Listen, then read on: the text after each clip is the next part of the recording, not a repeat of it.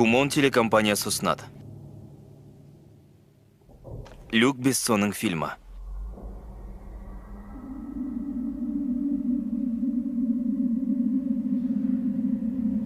Рөлдерде Брюс Уиллис, Гэри Олдман, Иэн Олем, Мила Йовович,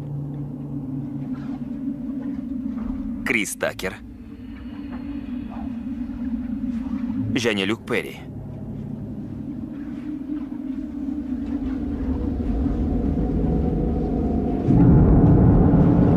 Бесінші элемент.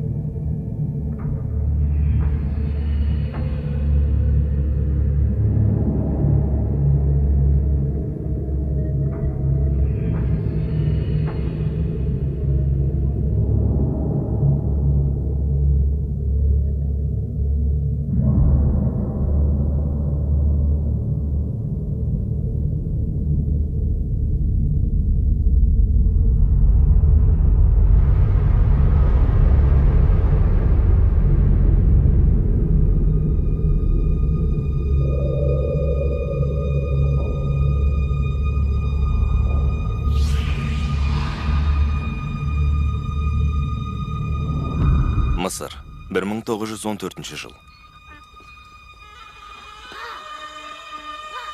Қараңдар! Қараңдар! Қараңдар!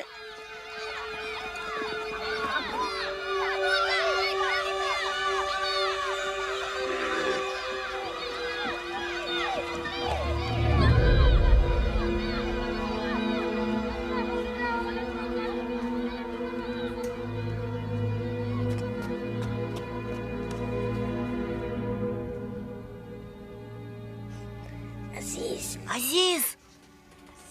Азиз! Азиз, жарық. Азиз, жарық. Жақсы. Тағы да басынан бастап көрейік.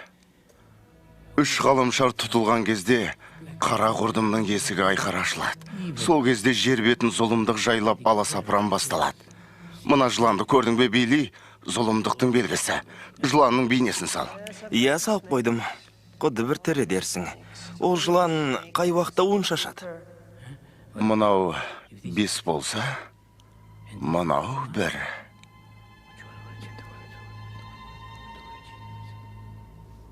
Әрбір 5000 жыл сайын. Демек, әлі уақытымыз бар.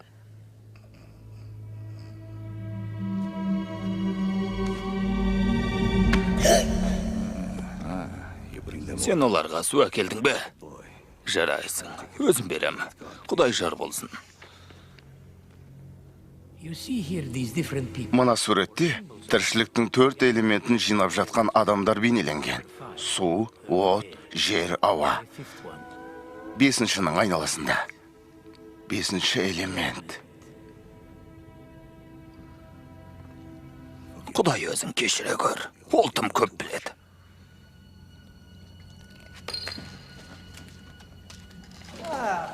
Әке, жағдайыңыз қалай?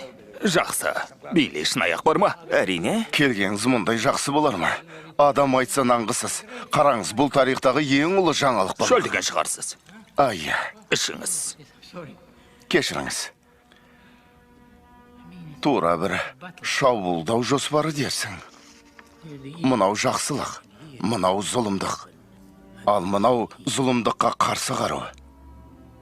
Атағым жер жаратын болды. Ендеше, ғылама ғалым үшін алып қояйық. Бәрекелді. Су ішкеніміз жарамас. Билли, қоржындағы шарапта кел. Қазір.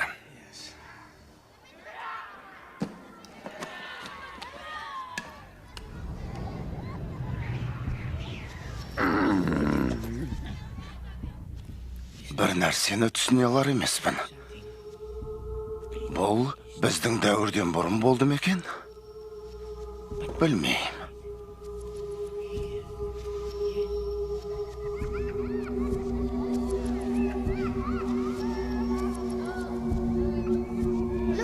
Қара!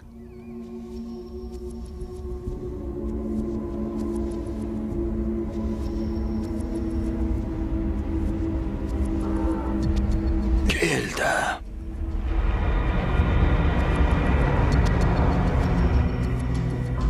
Мінсіз тіршілік иесі. Иә, бәлкім. Таптым. Бұл жұмбақтың кілті.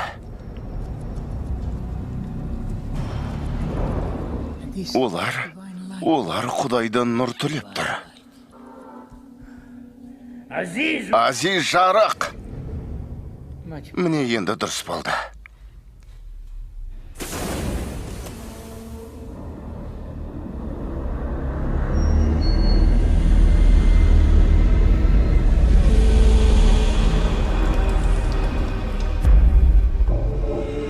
О, тоба.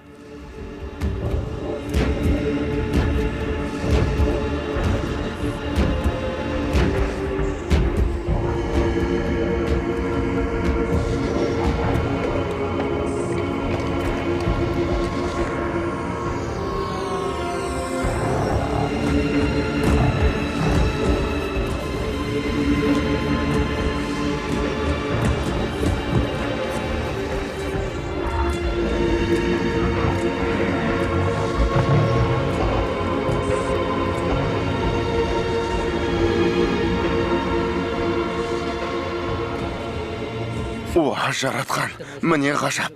Бұл жаңалық әлемді дүр сілкіндіреді. Солай ғой. Неміссіздер ме? Уа, ғұлама, ол шындықты білік қойды. Кешіре көріңіз. Әйтеуір, әбүйір болғанда дер кезінде жеттім. Әкей, сен де саған дейінгілерде бізге адал қызмет еттіңдер. Бірақ жер бетін соғыс жайлайды. Тастарды енді бұл жерде қалдыра алмаймыз.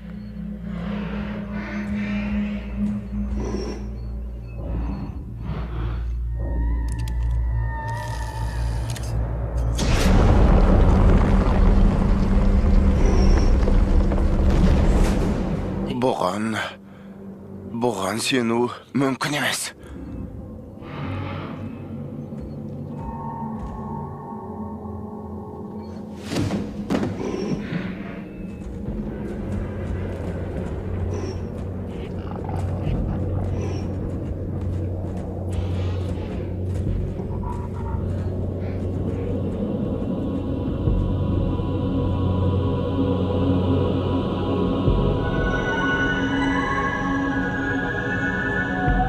Бесінші элемент.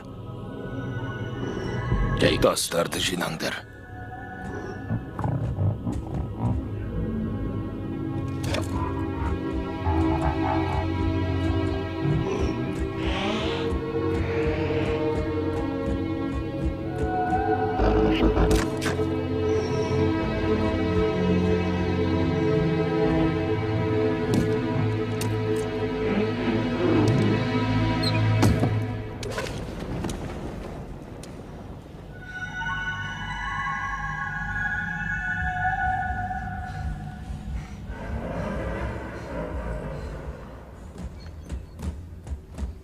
Уа, ғұлама, қаруды алып кетсеңіз, біз қорғансыз қаламыз ғой.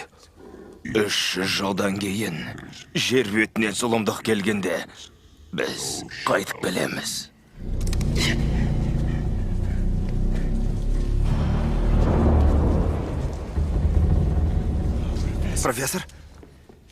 Профессор! Әй! Орныңнан қозғалма! Әй! Билли, Қазір жайратып салам. керек емес, Құдай үшін. Олар бізге қас емес. Қас емес пе, әкей? Ал профессор ше? Оны сұлатып салды ғой. Қазір бәрін түсіндірем. Билли, Солармен бір екенсіз ғой. Билли, тыңдаш мені, сөзіме құлақ ас. Жоқ. Билли, сөзіме сенші, Құдай үшін. Қолыңдағы қаруды ақырын жерге таста. Қале, Билли. Жоқ. Билей, тоқтай тұр!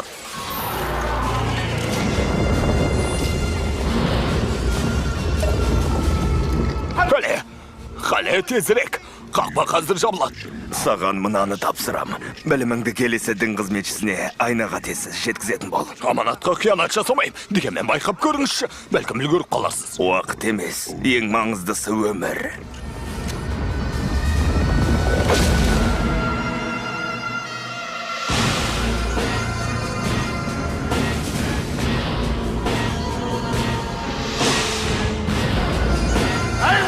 Маған тапсырған аманатты орындайым.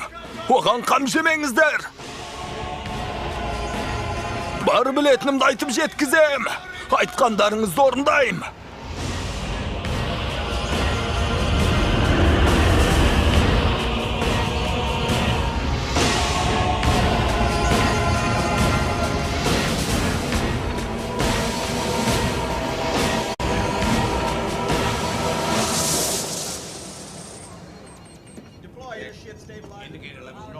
Үш жыл өткен соң.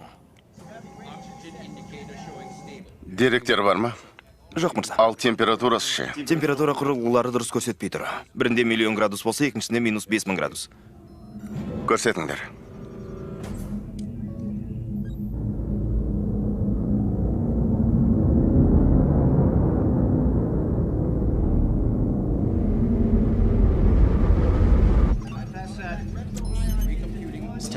Нысан анықталды.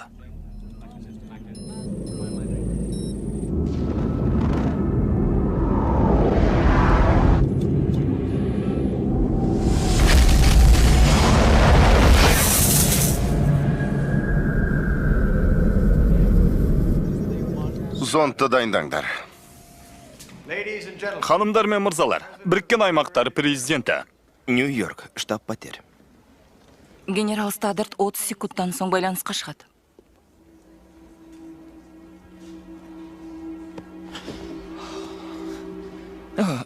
Бұл орында сізге дайындап қойдым, әкей. Президент байланыста, мырза. Шабуылға дайынбыз. Қазір кеңес отырысы басталады. Нақты деректерді баяндаңыз. Химия молекулалық талдаудан әзірге нәтиже жоқ. Белгісіз термоядролық сканерлеуге кірістік. Сонымен, не нәрсе екені белгісіз бе? Әзірге белгісіз, алайда нысан біртіндеп жақындап келеді. Не ұсынасыз? Менің ұстанымым алдымен соққы жасау, содан кейін анықтау. Шақырусыз келген қонақтарды жақтырмайын. Құптаймын, генерал. Президент мырза. Иә. Вито Корнелиус, астрофеноменші. Менің көзқарасым басқа, президент мырза. 20 секунд уақытыңыз бар.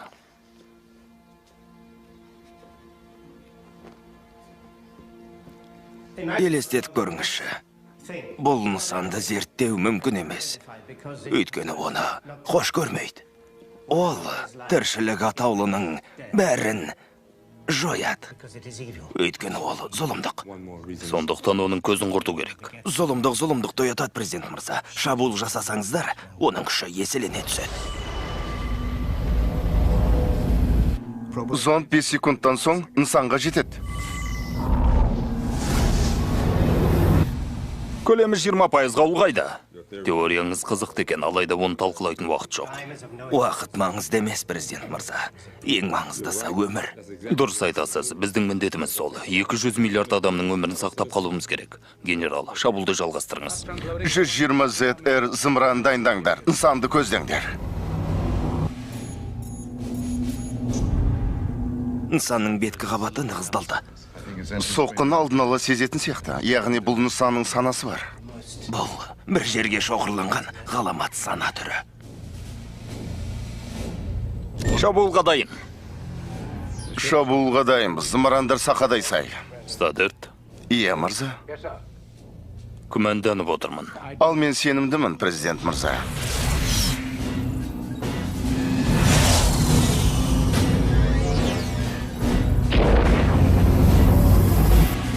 Стадарт, не болды? Естіп тұрмысыз, мән жайды баяндаңыз. Нысанның көзін жойдыңыздар ма? Тырысып жатырмыз, президент мырза.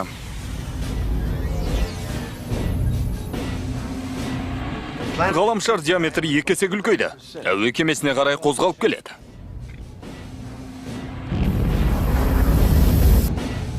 240-шы зымыраннан қуаттырақ не бар? Ештеңе жоқ. Стадерт, жауап беріңіз. Дереу шабуылды доғарыңыз. Әуе кемесінің бағытын өзгертіңіз. Естимісіз, Стадерт? Шабуылды тоқтатыңыз. Дереу бағытты өзгертіңіз, Стадерт. Бұл президенттің бұйрығы. Дереу ол жерден кетіңіздер. Жауап беріңіз, бұйрығымды естідіңіз бе? Жауап беріңіз. Құдай сақтасын. Бағытты өзгертіңіз.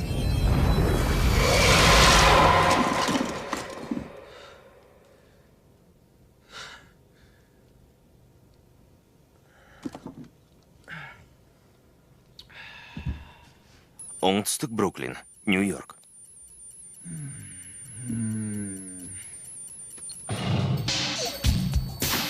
Қайырлы таң.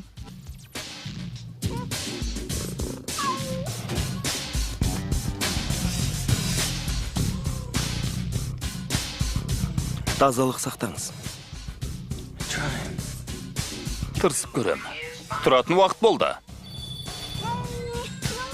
Ай. Тұрдым ғой. Ал жақсы. Жарайды. Қорқып кеткір. Я? Сәлем. Бұл Фингер. Сәлем, балақай. Менде даусыңды естігеніме қуаныштымын, майор. Бірақ мені бұрын соңды бұлай атама бедің. Мысығым айттым. Есімнен шығып кетіпті. Қыздардан гөрі мысығыңды жақсы көресің. Мысық иесіне қайтып келеді. Әлгі жеңілте қызды ұмыта алмай жүрсің бе? Айналаңда қыз толып жүр ғой. Бүкіл қыздың қажеті жоқ. Біреу де жетеді. Бойында бір мен болмауы керек. Мінсіз адам болмайды, майор. Я білем. Не? Суретіңді таптым. Түрім қандай екен? Сұмдық. Ескі суретін болса керек. Айтпақшы көлігіңді тексеруге келмейсің бе? Қажеті жоқ. Қажет. Қажеті жоқ деймін. Екеуміз бірге талай әскери тапсырманы орындап едік. Қалай айдайтыныңды білемін. Фингер, мен енді әскери адам емес, такси жүргізушісімін. Солай ма? Ал көлік жүргізу куәлігіңде қанша рұқсатнама қалған айтшы? Қанша қалды, майор? 50 шақты. Тым құрығанда өтірік айтуды үйретсеңші. Кешкісін келетін бол. Жұмаққа қош келдіңіз. Флостан Парадис сізді күтеді. Бұл Руби Род. Керемет жүлдеге кім ие болғанын тікелей эфирден хабарлаймыз. Көп замай жеңімпаздың есімі белгілі болады. Жеңімпаз Флостан Парадиске 2 жолдама алады. Біздің арнамадан алыстамаңыздар. Күні бой көрмей әйтпес ақылыңнан адасасың. Мінсіз әлем. Ей, Ақшаңда кел. Күткеніңі көп болды ма? Біраз боп қалды. Ақшаңда кел дейін. Z140 па? Жеңілдетілген титаннан жасалған нейрон арқылы оқталады. Иә. Сақтандырғыштан ағытпапсың ғой. Солай ма? Сары түсті батырманы басу керек. Иә.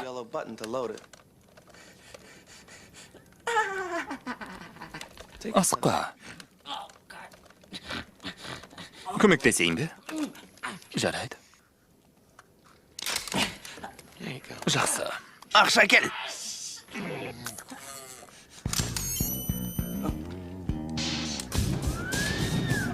Өте қауіпті қару. Иә. Бос қарандап қаларсың. Қарсы емессің бе? Жоқ. Керек емес пе? Жоқ, ала бер. Жоқ, маған керек жоқ. Қалпағың керемет екен. Ұнайма? Қап. Құрып кеткер.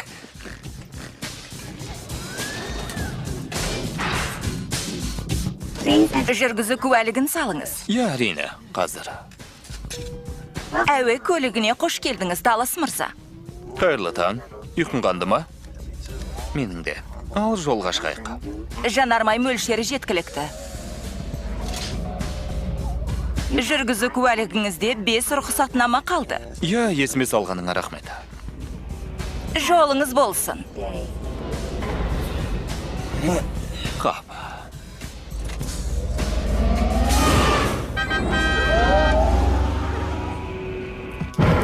Қырық 8 сағат уақытымыз бар. Соққыға төтеп беруге жеткілікті. Ал содан кейін. Ештеңе демес. Бұл нысанға билікте, жерде керек емес. Оның мақсаты тіршіліктің көзін жою. Тіршілік атаулыны құрту. Апаттан құтыла алмаймыз дегіңіз келе ме? Оның бір ғана жолы бар.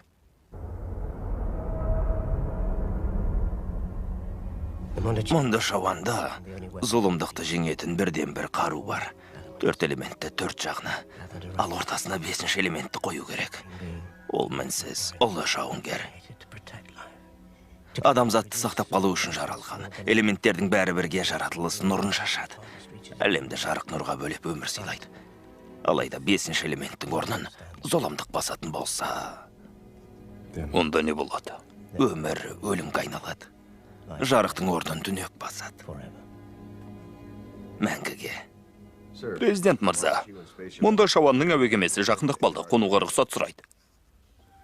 Дереу рұқсат етіңіз, және оған алғысымды жеткізіңіз. Рахмет. Қонуға рұқсат.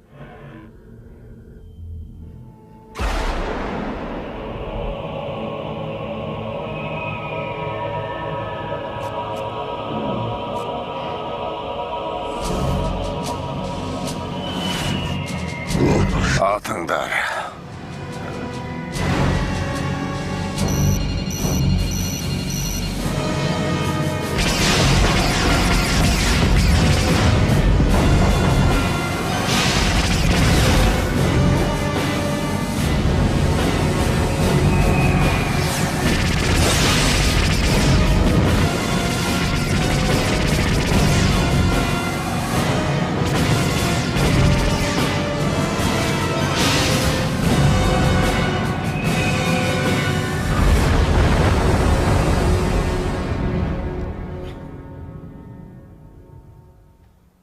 Бәрі бітті.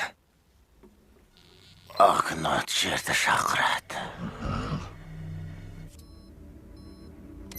Зорг мырзаның кеңсесі. Бұл мен Ақнат. Даусыңды естігенме қуаныштымын, Ақнат. Тапсырмаңыз орындалды. Көп ұзамай қалаған затыңызды аласыз. Гамаша, зертханада күтем. Әуе кемесіне шабуыл жасалды. Шекараларды жауып дабыл қағыңдар. Я мырза. Мұнда шауындарға хабар беріңіз, мән жайды түсіндіруіміз керек. 300 жыл күткеніміз жүзеге аспады. Тынығып алыңыз, әкей. Жоқ. Мұнда шауандар тек мен арқылы сөйлесе алады. Олар келеді. Әкей, бұл үкіметтің ісі. Жаңалық болса бірден сізге хабарлайды. Құтқарушылар апат орнына барды, мырза. Тірі қалғандар бар ма? Тек біреу ғана. Гендік инженерия зертханасы, Нью-Йорк. Тірі қалған осы ма? Жасушалары тірі, сол да жеткілікті. Кім екенін анықтадыңыз ба? Тырысып көрдік, бірақ анықтай алмадық. Адамның жасушасында 40-тан астам хромосома болады. Тұқым қуалайтын ақпарат сол арқылы беріледі. Ал мына тіршілік иесінде 200 мың хромосома бар екен. Табиғат жаңалысқан болар. Иә, оны көргенше асықпын.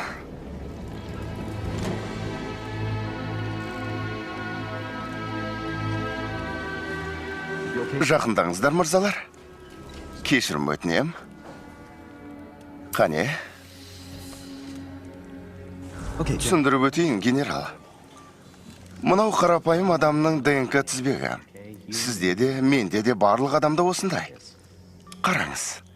Ал мынау ДНК молекуласы дәл сондай нуклеоттерден тұрады. Алайда едәуір көп, әрі өзара тығыз орналасқан. Құдды бір қолдан жасалған дерсің. Қауіп бар ма? Жоқ. Молекулалық сканерлеуден өткіздік. Тіпті адам сенгісіз. Жасуша мұнтаздай. Жарайды. Іске кірсіңіз. Мейман тәртіпті болсын, әйтпесе тұрған жерінде жоқ қылам. Бастаңдар.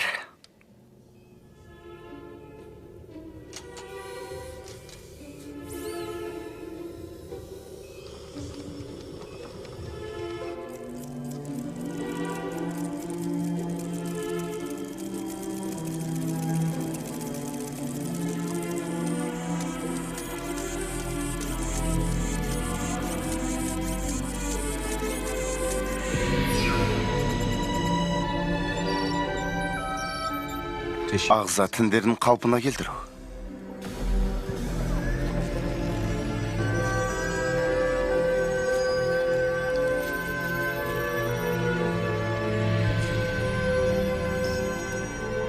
Ультракүлгімен сәулелендіруді бастайым.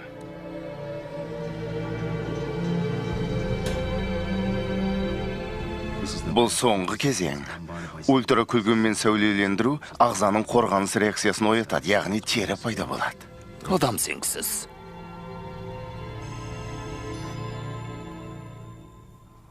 Қалпына келтіру аяқталды. Ашып көрсет.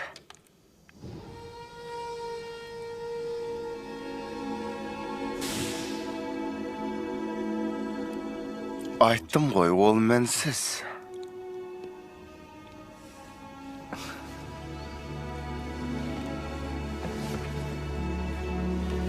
Термобелдіктер. Оны суретке түсірсем бе деймін. Мұрағатқа керек.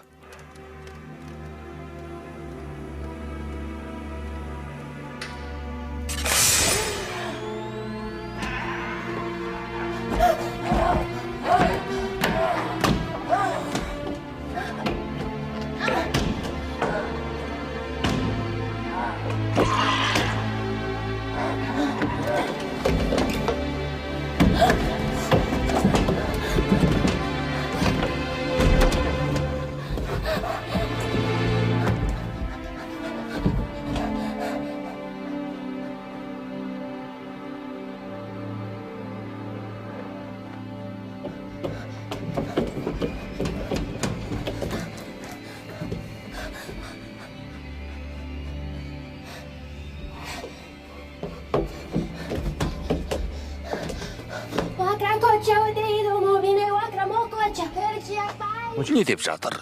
Білмеймін. Фонетикалық детекторды іске қос.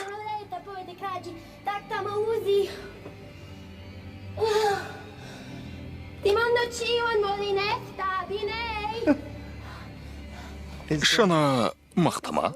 Бұрындалған. Жақсы.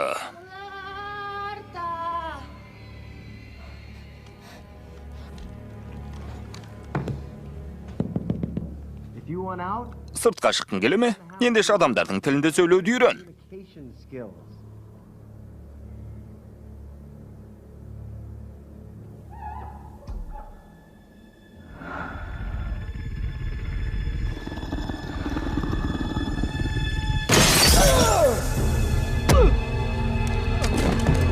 Төтенше жағдай.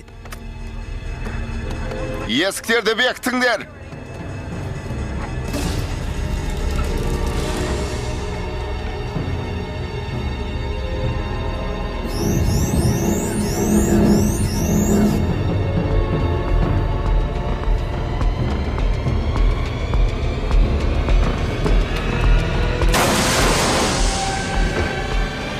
Мәнсіз.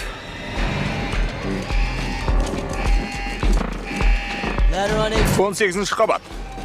Желдеткіш жүйесін бекітіңдер. Қоп болады.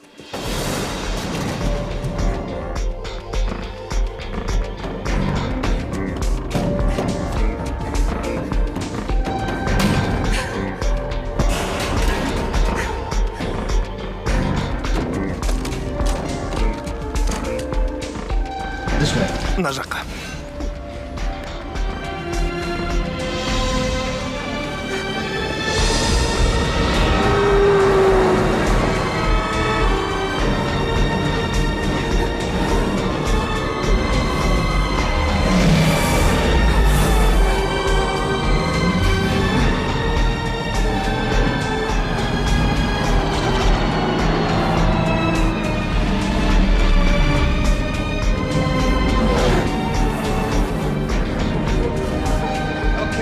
Ханым, оқыс қимыл жасамаңыз. Бұл полиция. Әрі қарай жоқ. Бері бұрылып қолыңызды төмен түсіріңіз. Ханым, айтқанымды ұқтыңыз ба? Ұқпады.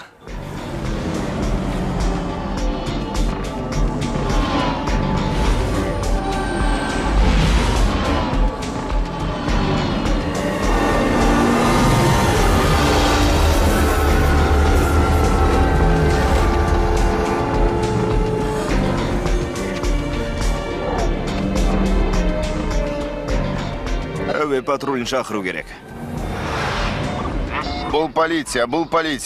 Тұлғаңызды анықтауымыз керек. Қолыңызды көтеріп, біздің нұсқауымызды күтіңіз. Қолыңызды көтеріңіз.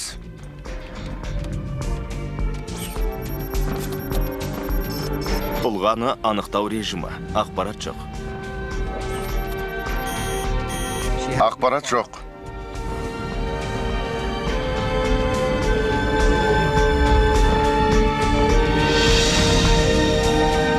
Секіріп кетті.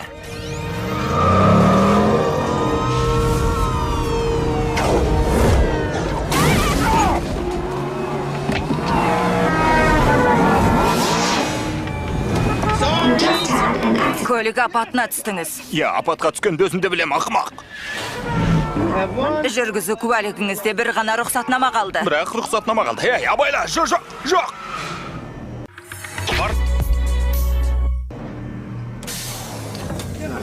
Жақ, басым бәлеге қалды.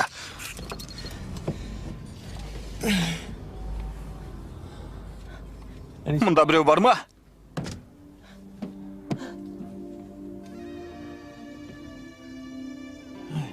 Сәлем. Амансың ба?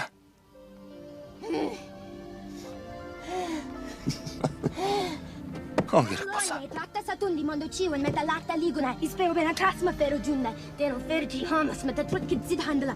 Suk. Dopo metti in bakta se no vuoi. Tito male ne palela. Feno. Kiko hamas stato un tron. Tam sono doppia da dindo scala. Nella dindo. Igela bum. Бум. Бум, я, ұнықтым. Бада бум. Үлкен бум. Үлкен бада бум.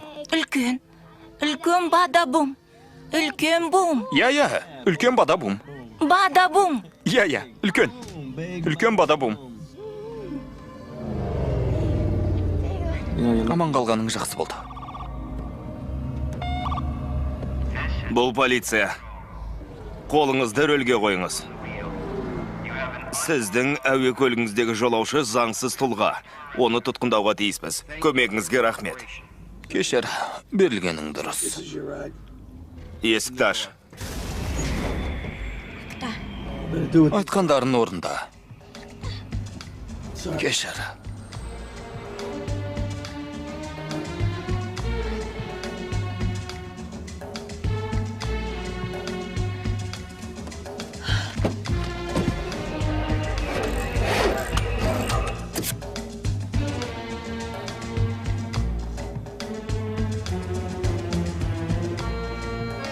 Өтінем. Көмектес. Жүргізу куәлігімде бірақ рұқсатнама қалды. Оның үстіне көлікті жөндетуім керек. Түсінесің бе? Жолаушы отырған есікті ашыңыз. Өтінем. Көмектес. Олай істей алмаймын.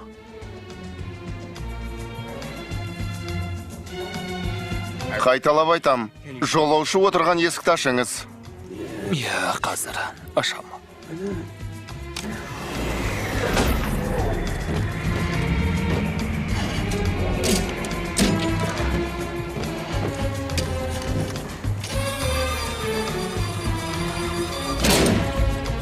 Көмегіңізге рахмет. Көмектес. Фингер жаным шығаратын болды.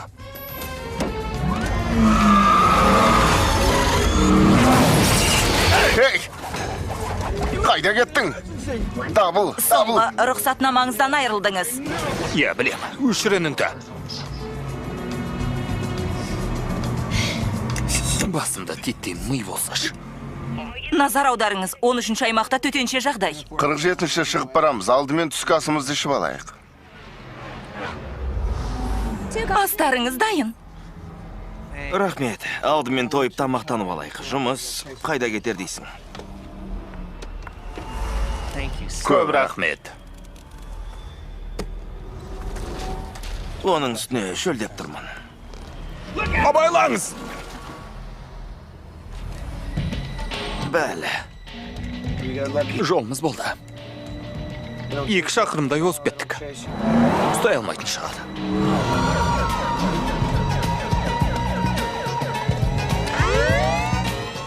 Туып келіп қалды. Мықтап ұста.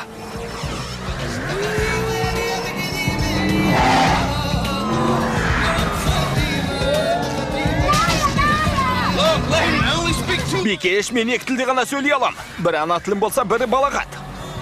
Сканерлеймін. Әңгімені мен де жақсы көрем. Бірақ қазір өніңді өшіре тұрғаның жөн. Сканері бұғатталған екен. Көлік тұрлап кеткен. Ат. Сенде не ақылар бар? Ашуларына қатты тигенсің ау шамас. Солай ма? Байқа!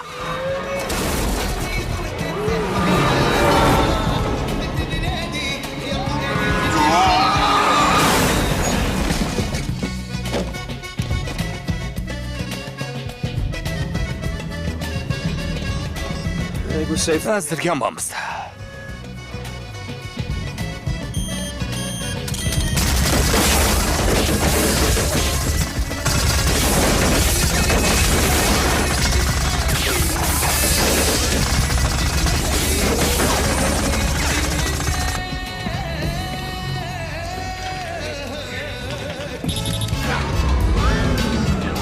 Ал енді олар менің ашуыма тиді.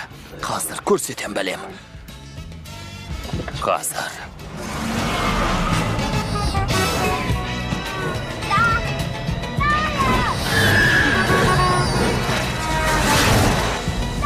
Түтінге сүңгіп кетсек, ізімізді суытамыз.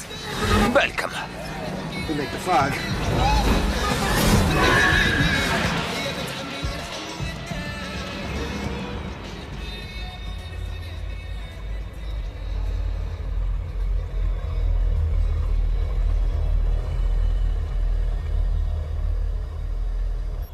Мына жерден бірдеңе табылушы еді.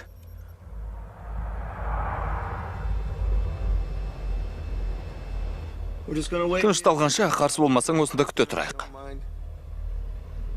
Ей!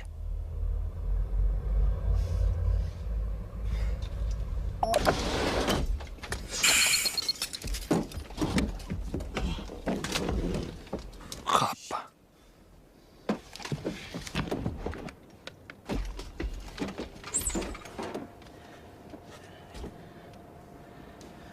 Амансың ба?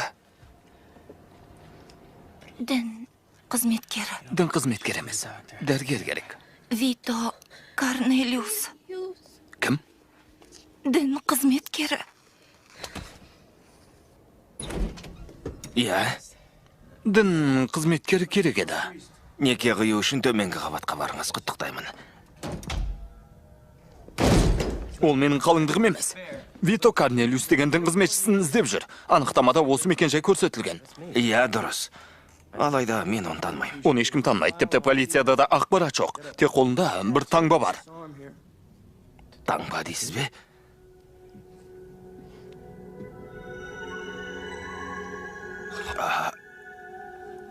Бұл бесінші элемент.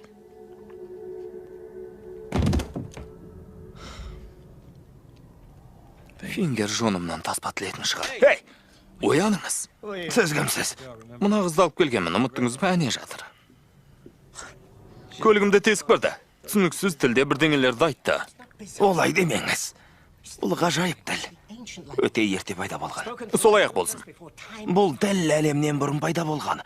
Ал ол болса қыз ғой. Рас па? Иә.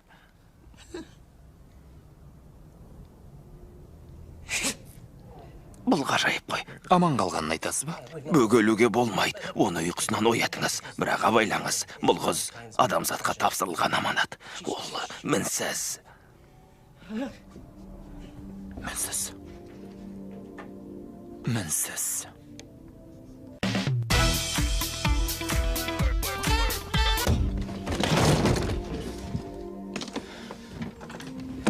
Тәуір киімдерім қайда? Бикеш, тұра ғой.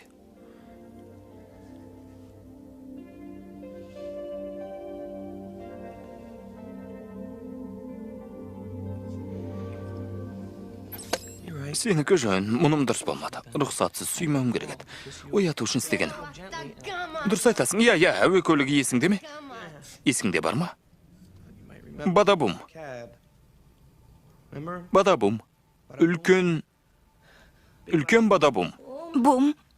Я, бум, үлкен бадабум. Менің көлігіме топ ете түстің. Мен такси жүргізушісімін ғой. Қара, Корбин Даллас. Корбин, ұқтың ба? Міне, ала ғой. Адам тілінде сөйлеп үйренген соң, қоңырау шал. Қалжыңдағаным ғой. Ал сен.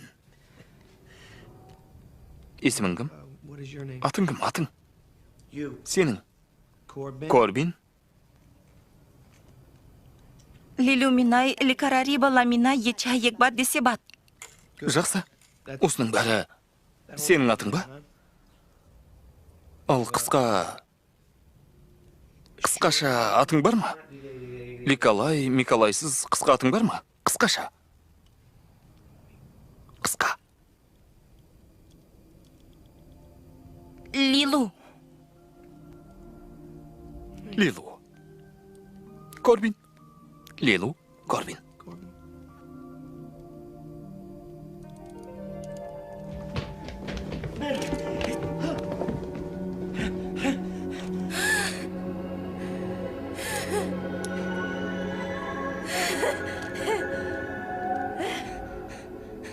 Жоғары тіршілік иесі екеніне сенімсіз бе? Оған күмәнім жоқ. Айтпақшы, дұрыс айтасың. Оған тапаншаны қайтып берсін деп айтыңызшы. Есіміңіз кім? Корбин Даллас. Даллас мырза, көмегіңізге рахмет. Ізетіңізге ризамыз. Қазір бұл қызға демалу керек. Ол алыс жолдан келді. Білем, көктен түскенін өз көзіммен көрдім. Қоя тұрыңыз, әке!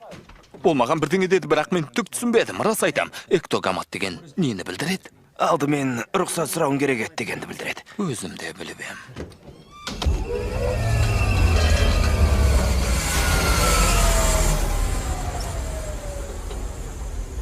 Артық кеттім.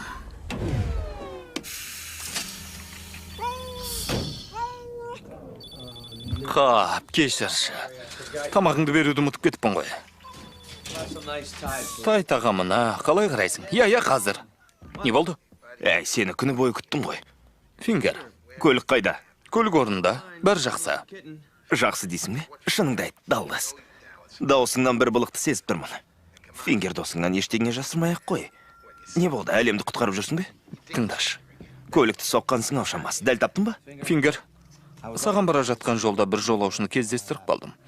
Ерекше жолаушы болғандықтан тастап кете алмадым. Несі ерекше екен?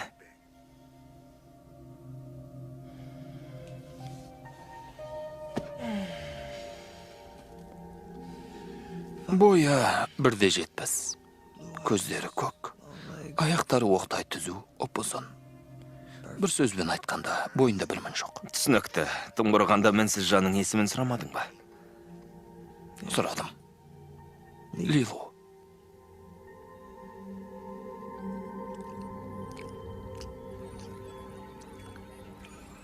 Ол не істеп отыр? Адамзат тарихын оқып отыр. Соңғы 5000 жыл аралығындағы. Ұзақ уақыт бойы ұйқыда болды.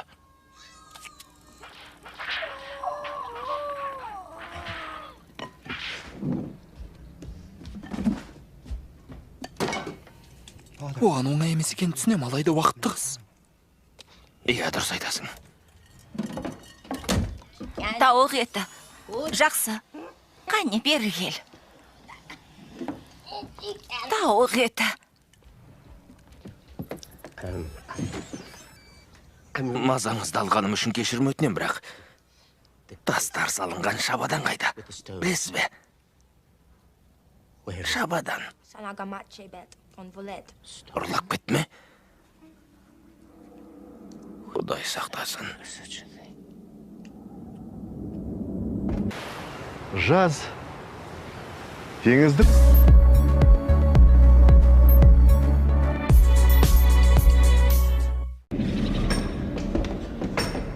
Кешірім өтінем, мырза. Кеңес мүшелері экономиканың құлдырай бастағанына наразы. 500 мың адамды жұмыстан шығаруды ұсынады. Мысалға, такси жүргізушілерінен бастасақ, 1 миллион адамды жұмыстан шығар. 500 мың да жеткілікті.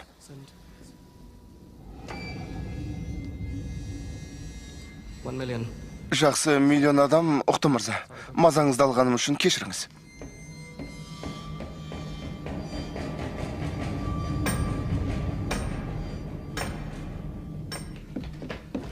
Әкей, мінекей, жоғары тіршілік иесіне киім әкелдім. Жақсы. Кешірім өтінем. Киім өлшеміңізді біле алмадым. Оған қоса опадалап та келдім. Қолдану қиын емес. Мінекей. Бір ай бұрын бір ақсақ келіп, тастар туралы сұрастырып еді. Айсына қарағанда жәдігер жинаушы болса керек. Атқылы еді. Қап, есімде қалмапты.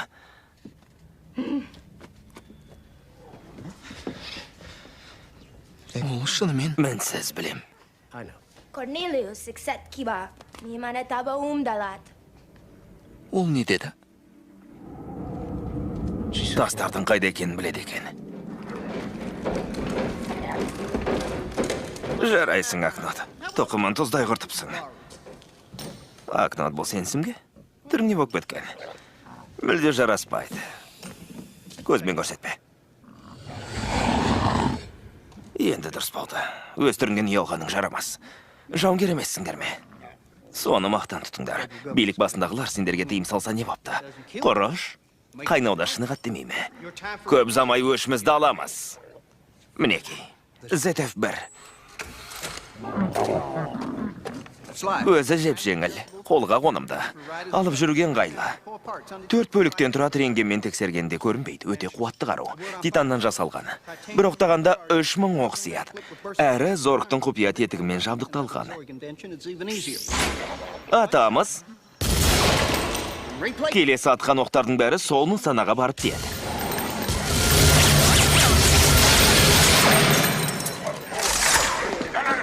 Бұл аз десеңдер, зорықтың тағы бір әдісін көрсетейін. Зымыран атқыш. Және біз атқыш. Ұшында у бар. Керемет емес пе? Оған қоса тор атқыш. Сондай-ақ от бүркі алады. Ең сүйікті тәсілім. Соңғы әдіске келетін болсақ, ол мұз құрсау.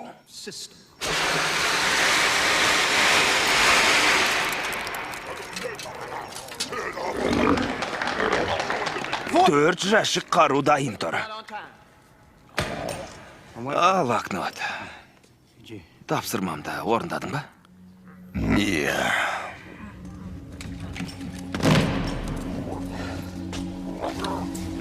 Керемет.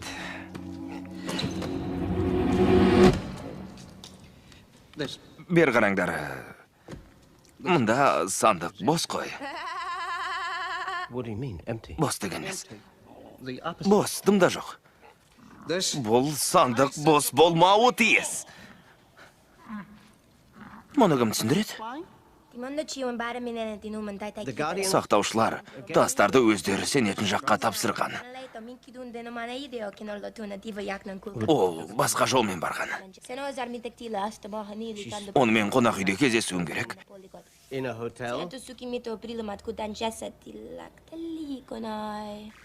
Мекен жайын іздеп тапса болды.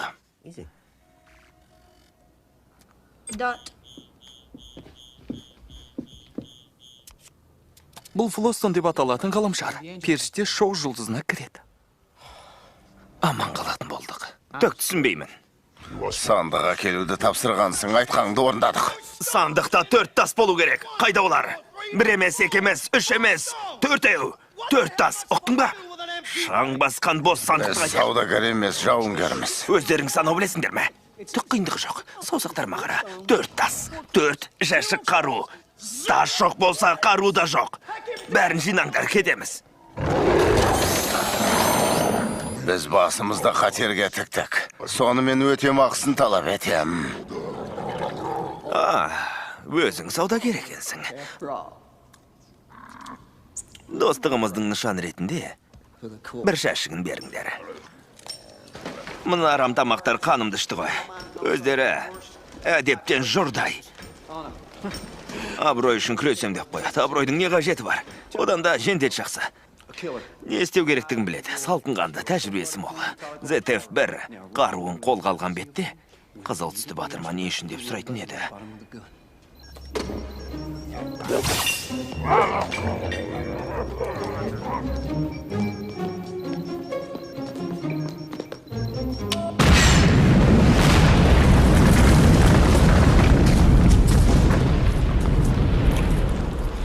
Әлгі дін қызметкерін алдыма әкеліңдер.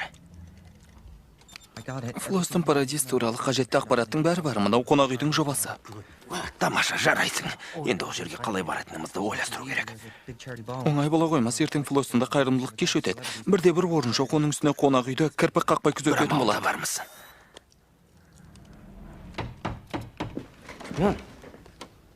Отыра бер. Өз машам. Неке қию ма? О не дегенің? Зорг мырза сізбен сөйлескісі келеді. Кім дейсіз? Зорг мырза. Жан-Батист Эммануэль Зорг.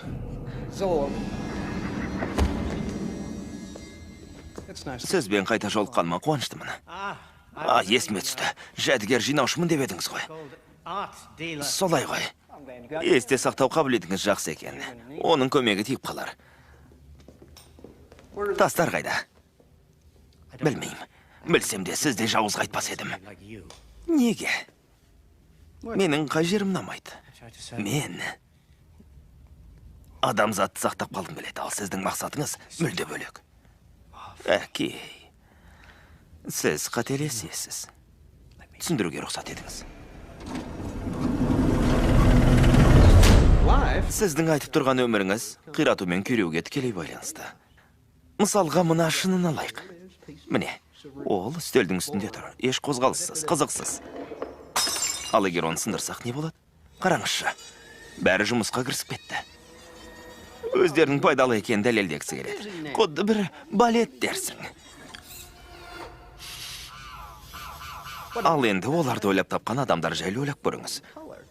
Инженерлер, құрастырушылар, мыңдаған адамдар осының арқасында өз отбасын асырауға мүмкіндігі бар. Содан соң олардың балалары өсіп жетіліп, өз отбасын құрады. Солай жалғаса бермек. Алма кезек өмір деген сол емес пе? Дұрыс қой. Су, жеміс жидек. Ықтыңыз ба, әке? Бәрін күйрету арқылы мен өмір айналымына әсер етем. Екеуміздің де айналысып жүргеніміз бір нәрсе. Солай.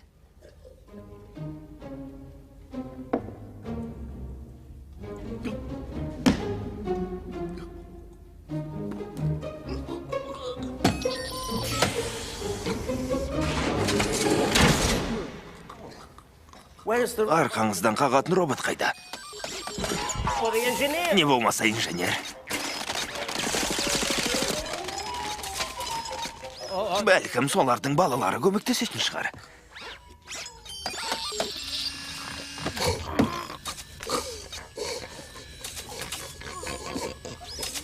Көрдіңіз бе?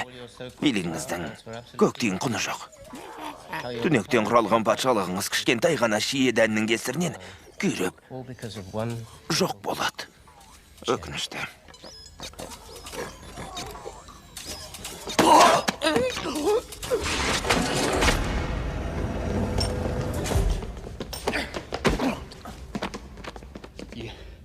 Сіз өмірімді құтқарып қалдыңыз. Есесіне мен бір жолға өміріңізді қиямын. Нағыз қыбыжық екенсің, Зорг. Білем. Президенттің өзін қинасаңдар да, тастарды тауып әкеліңдер. 1 сағат уақыттарың бар. 1 сағат.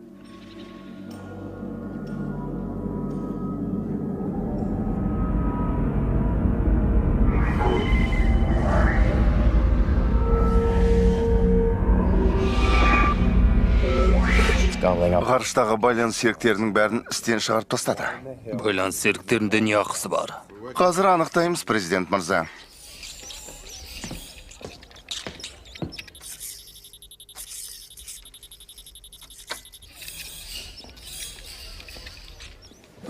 Мұнда шавандықтармен сөйлестім. Болған оқиға жандарына батса да кешіріміңізді қабыл алды. Ал тастаршы, әуе кемесін қарап шықтыңдар ма? Апат орнынан табылмады. Сонда қалай? Мұнда шавандықтар адам баласына толық сенім артпайды. Тастарды сенімді біреуге тапсырыпты. Опера әншісі Лавала Гунад екен. Бірнеше сағаттан соң ол Флостон Парадизде өнер көрсетеді. Тастар соның қолында. Мұнда шавандықтар көмегіңізді қабыл алды. Тастарды алып келу үшін адам жіберу керек. Жақсы. Операцияны таңдаулы адамдарға ғана тапсырамыз. Ушудың керек жоқ, әскерді де қатыстырмаймыз. Ең үздік агентті табыңыз. Ондай адам бар. Сізге хат келді. Иә. Көрмейсіз бе? Маңызды шығар. Иә, соңғы келген екі хатта маңызды болған. Бірі жұбайымнан, бір жола кетем деп жазды. Ал екіншісі адвокатымнан. Менің әйеліммен бірге кететінін айтыпты. Жолыңыз болмапты. Жауынан соң арайлап, күн шығат деп ата марқұм айтып отырушы еді. Бұл жақсы жаңалық. Олай болмаса кешкі асыңызды өзім төлеймін. Жарайды. Қанекей? Жұмыстан шығарылыпсыз. Қап, обалай. Тым құрғанда, кешкі асым тегін келді. Өзіңіз мойымайды екенсіз. Әрдайым жақсылықты ойлайсыз. Мұныңыз дұрыс. Алло. Корбин балам, қолың сынып қалды ма? Апаңа қоңырау шалсаң қайтер еді? Иә, апа. 17 рет қоңырау шалдым. Телефоным сынып қалды деп ақталмай-ақ қой. Ол мүмкін емес. Қазіргі телефондар оңайлықпен бұзылмайды. Бек қойыңыз, рахмет бара беріңіз. Бұл заған. Апаңды мүлде ұмыттың. Туған шешеңнен мысығыңды артық көресің. Халімді сұрауға шамаң жетпеді ме? Сау болыңыз, Даллас мырза. Қалай ұтып алдың? Мені естимісің? Саяхатқа менсіз кететін болсаң, сені еш қашан кешірмеймін. Әбден шаршадым. Әрине.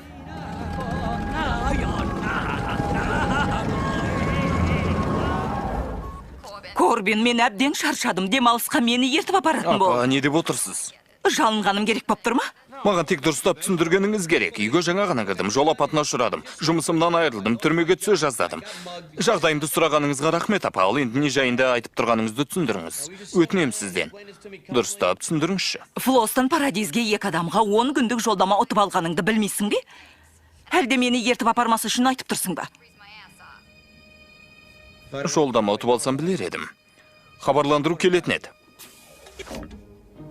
Корбин, ақмағым, теледидардан сен туралы жарсап жатқандарына 1 сағат болды. Кейінірек хабарласам. Генерал Мунро, тар пәтеріме қайдан келіп қалдыңыз? Қонсыңыз жаман емес, майор. Рахатқа батып жүргеніңіз көрініп тұр. Жұмыстан айырылып қалдыңыз ба?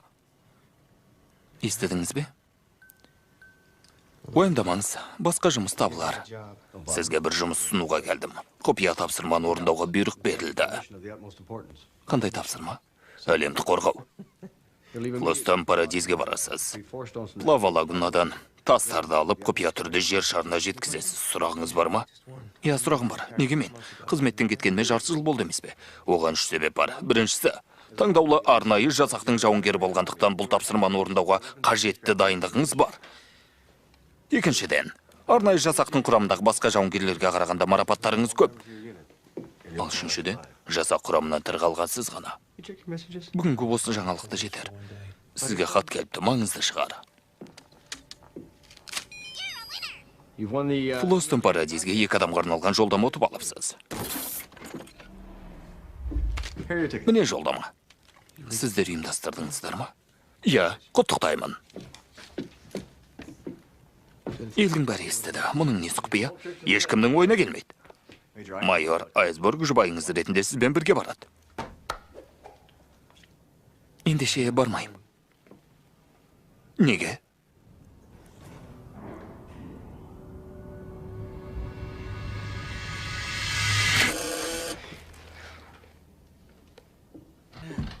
Біреу келді. Кешірім өтінем, генерал. Бұл кім? Жұбайым. Тағы да үйлендіңіз бе? Жоқ, әлі танысқанымыз жаңа. Бірақ жақында үйленеміз. Әскери қызметкерлерді жек көреді.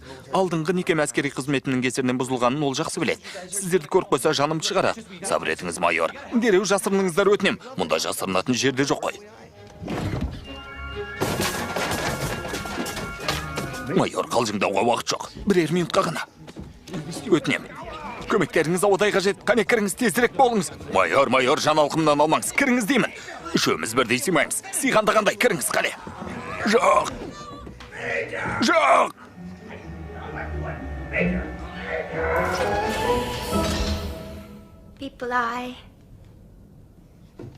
Сәлем. Мұлай келгенім үшін кешірім сұраймын, Уоллас мырза. Даллас. Иә, Даллас. Флостонға баратын жолдама ұтып алғаныңызды естідік. Бізге жолдама керек. Дін қызметшілері осылай демалады екен ғой. Демалуға бармаймыз, құпия тапсырмамыз бар. Қандай тапсырма? Қарағым, біз әлемді құтқарамыз. Әлемді құтқармақсыз ба? Иә. Бұлай барыңдар, ал сендер мына жаққа. Құп болады.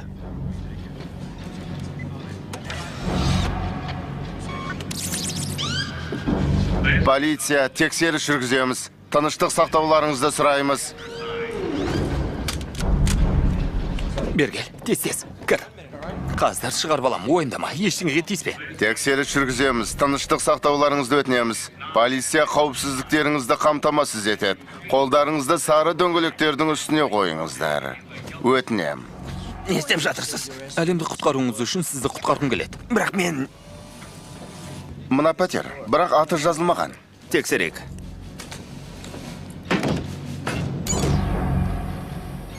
Мырза, сіз адам ретінде тіркелгенсіз бе? Жоқ, мен ет пен сүйекпін. Міне ол. Корбин Даллас мырза. Мырза, қолдарыңызды сары түсті дөңгелектерге қойыңыз. Өтінем. Көздеріңді құртыңдар. Қателестің, бауырым. Тексеру жұмысы аяқталды. Көмектеріңіз үшін рахмет. Күндеріңіз сәтті өтсін. Тұтқындадық, оңай болмады. Бірақ біз мықтымыз. Хабар бергеніңіз үшін рахмет. Көмектесуге әзірмін. Уранды жасырын сатқан үшін тұтқындалды. Бәрі жоспар бойынша. Әуежайға барып, орнына отырсам болды. 4 сағаттан соң Флостонға жетем. Тастарды таппай оралушы болма.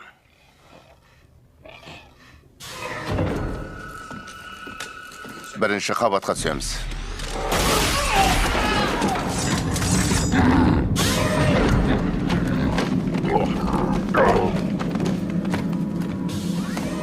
Корбин Далласты қолға түсірдік. Жарайсың. Аканет, енді сенің кезегің. Флостонға бар да тастарды ал. Зоркке қажеті сол. Тастарды саудалаймыз. Сұмырайдан өшімізді алайық.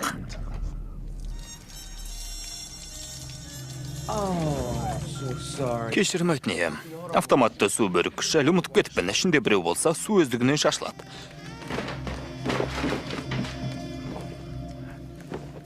Кешір. Су бүріккіш. Су бүріккіш. Иә, су бүріккіш. Есімнен шығып кетті. Бір күнде 2 рет кездесіп тұрмыз. 2 ретте сені құшағым алдым. Сәтті күнде болсын айты. Өте сәтті күн. Су бүріккіш. Сәтті күн. Иә.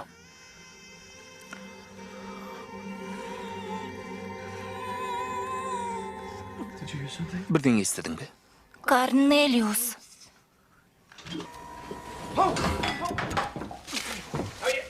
Болды.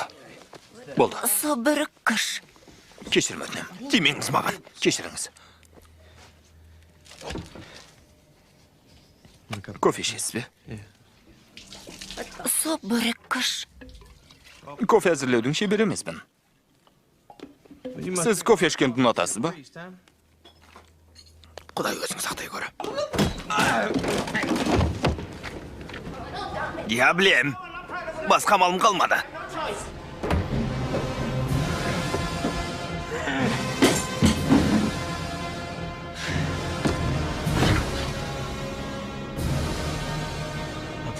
Көндірдіңіздер.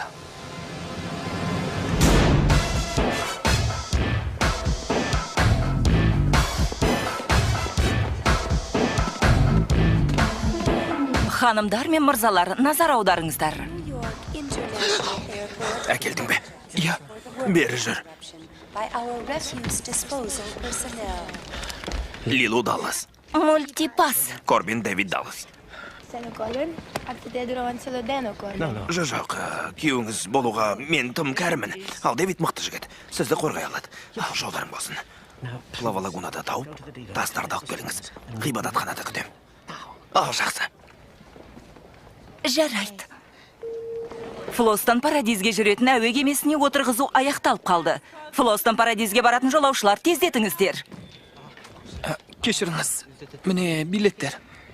Жеке куәлігіңіз. Кешіріңіз. Мында қойыңыз. Қазір. Рахмет. Даллас мырза, Иә. жолдама ұтып алуыңызбен құттықтаймын. Иә, әрине. Мына бассыздық үшін кешіріңіз. Нені айтасыз? Толып жатқан қоқысты айтам. Қоқыс. Қоқыс. Әйтеуір үлгердім ғой. Кешігіп қалам ба деп қорқып ем. Дэвидтің келгені өте жақсы болды. Негізі мен... Болды, Дэвид, бара бер, рахмет. Рахмет, сау бол. Мен Корбин Далласпын. Ал ханым, Лилу Даллас, мультипас. Иә. Мультипас. Бәрін түсінді, қайталаудың қажеті жоқ. Лилу Даллас менің жұбайым, тұрмыс құрғанымыз жаңа, бір-бірімізді бір көргеннен ұнатып қалдық. Махаббат сезім оянды дегендей. Мультипас екенін біледі. Мультипас. Иә. Білем, ол жауынгер болуға жаралған. Алайда, сондай нәзік. Түсінесің бе? Сондай. Халықаралық әуежай рейстің кешіктіріліп жатқаны үшін кешірім сұрайды. Тағы шесіз бе? Құй рахмет. Маған да қой. Дэвид, Лилу қайда? Даллас мырзамен бірге әуе кемесінде. Не дедің? Кешіріңіз, мен қашып кеттім. Жанды жаһанамға жібереме деп қорықтым. Бұл қалай болғаны? Мүмкін емес, енді не істейміз? Тағы шесіз бе? Өзім дәлімін. Маған аманат етіп тапсырды ғой. Сені жібергенім қателік болды. Білем. Мынау ғибадатхананың кілті. Қап. Сол жерде күт. Аманатымды өзім орындаймын. Иә. Мысырға барғым келмейді. Рахмет. Даллас. Корбин Даллас. Менмін. Өтінен 1 минут күте тұрыңыз. Қауіпті. Аздап күте тұрыңыз.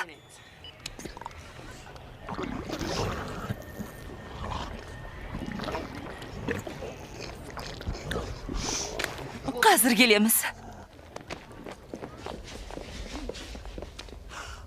Даллас мырза, қош келдіңіз. Жүріңіз, соңымнан еріңіз. Жеңімпаз атануыңызбен құттықтаймыз. Сұхбат беруге қарсы емессіз бе? Ханым?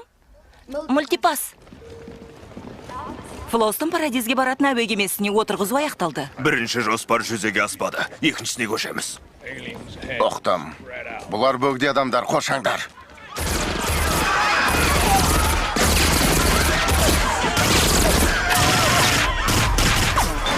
Алға, тез.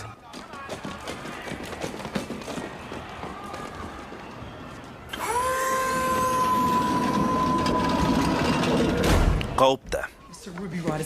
Руби Рот мырза радионың жарық жұлдызы. Оның бағдарламасына қатысудың өзі ғанибет. Сондай керемет кісі. Оған еш күмәнім жоқ, бірақ мен қазір демалыстамын. Сондықтан ушудың керек жоқ, ондайды жаратпаймын. Корбин Даллас. Герини Рокет байқауының бірегей жеңімпазы. Нағыз сырбаз жігіт. Бойында күш қуаты тасып тұр. Жігіттің серісі, көзі, дене бітімі, шашы, қырмұрны. Мұндай келбетті болар мед. Бойында бір мен жоқ. Оның көпшілікке айтары бар. Ал жігітім сөйле. Сәлем. Амандасу деп осын айт. Қыздар дайын болыңдар. Ол қоңыр даусымен талайдың жүрегін жаулайды. Біздің толқыннан алыстамаңыздар. Сағат 5 мен 7 аралығында басты кейіпкеріміз жайлы бәрін білетін боласыздар. Ол мақсат мүддесі, армандары, жеке өмірі жайлы сыр шертеді. Немене зәрең зәр түбіне кетті ме? Кетпеген сияқты. Корбин сырбас. Түріне жұрт қызығар, артынан жүгірген талай сұлулар. Ол енді ханзада, сөзім аузымда, нағыз олжа. Жұмаққа жолдыма, ішкен алдында, ішпеген артында. Көңілді кештер, мың бір алған бекештер. Күні түні ойын сауық қызық думан, ойын сауық қызық думан. Ал қыздар айтпады демеңдер, құлақтарың алтын сырға. Эфир аяқталды. Демек, ертең сағат 5-те ме, Руби? Қалай өтті? Керемет. Бір мін жоқ. Сөз саптауыңыз ғажап. Әдеттегідей тамаша айтарға сөзім жоқ. Жұртқа жақтың ба? Әлбетте, оған күмәніңіз болмасын, керемет сөйледіңіз. Бәрі сізге тәнті болды, даусыңызбен барлық тыңдармандарды баурап алдыңыз. Сөз жоқ.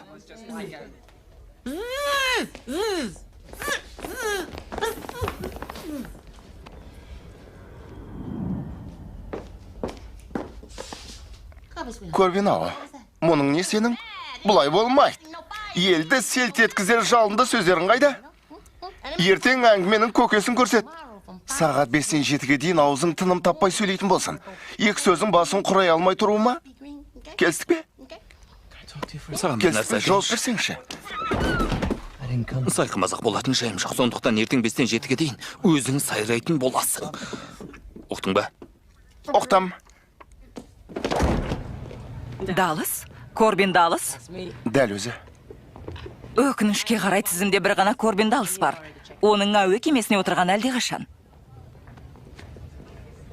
Ол мүмкін емес. Мен Корбин Далыс болам. Өкінішті ақ, отырғызу аяқталып қойды.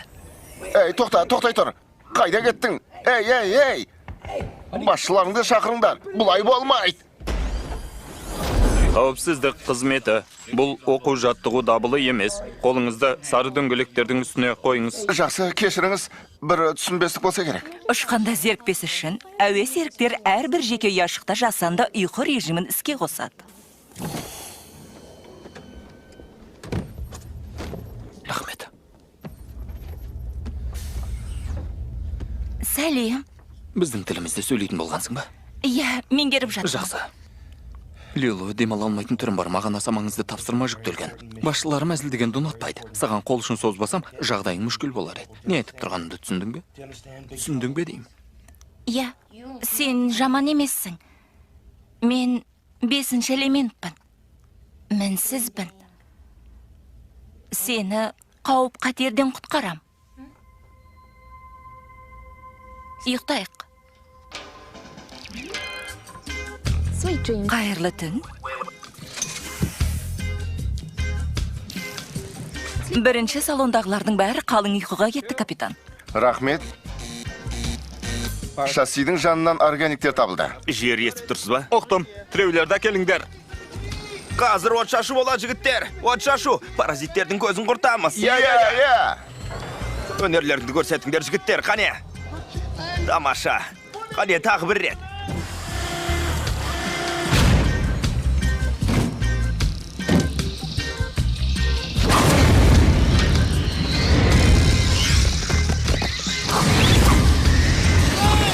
Тамаша, керемет. Міне, қане. Жарайсың. Жанармай құю аяқталды. Бәрекелді. Болды. Тамақтанып аламыз ба? Ұшқалы жатсың ба? Орын болған жоқ. Не? Корбин Далас келіпті. Қайдан тап болған? Мені мазақ қып тұрсың ба? Қолданбаған амалым қалмады. Бірақ әуе кемесіне кіру мүмкін емес.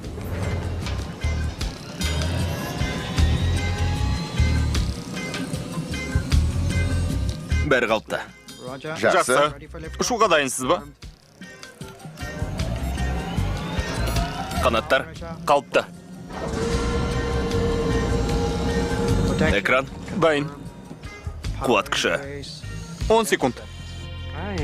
Лайм. Сенен көңілім қалды. 5, Маған ең ұнамайтыны 3, көңілімді қалдырғаның. 2, Жақтырмаймын. 1. Кешіріңіз мырза, енді қайталанбайды. Білем. Ұшамыз.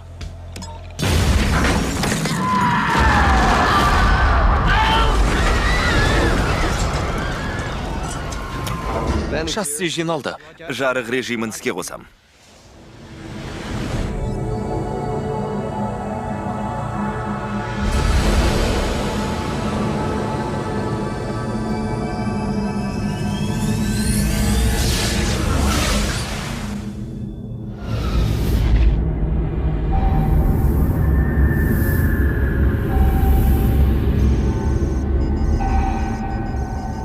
Өзгеріс байқалды. Радио толқындар жіберіп жатыр. Мұны мен не айтпақсыз? Біреуге қоңырау шалғысы келеді. Зорықтың кеңсесі. Мені мазалама деген жоқпын ба? Иә, Көлеңке мырзадан басқа ешкім мазаламасын дегенсіз.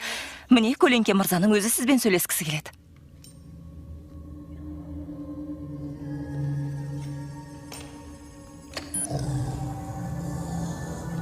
Зорг, сенсің бе? Тыңдап тұрмын. Кедерге келтірмедім бе? Жоқ, о не дегеніңіз? Қазір қайдасыз? Жақындап қалдым. Жақсы. Тастар қайда? Тастар дейсіз бе? Тастар орнында. Көп замай қолыма түсірем. Оларды табу оңай болмады. Шығыным да көбейіп кетті. Ақшаның еш маңызы жоқ. Маған тастар керек. Тастар керек. Тастарды қазір алам. Жарайды, кездескенше. Сау бол. Үзіліп кетті. Байланыс үзілді. Құрып кеткір.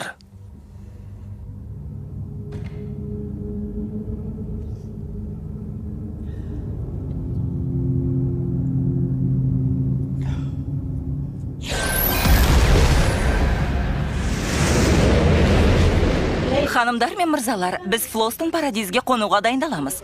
Жергілікті уақыт 15 сағат 20 минут. Ауа температурасы 29 градус. Қызметіміз көңілдеріңізден шыққан болар. Бізбен бірге ұшқандарыңыз үшін алғыс айтамыз.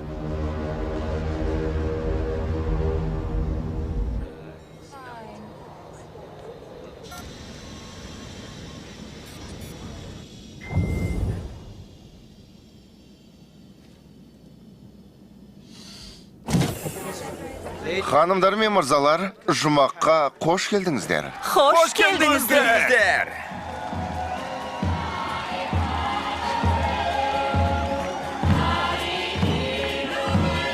Кешірім өтінем. Кешіріңіз. Жұмаққа қош келдіңіз.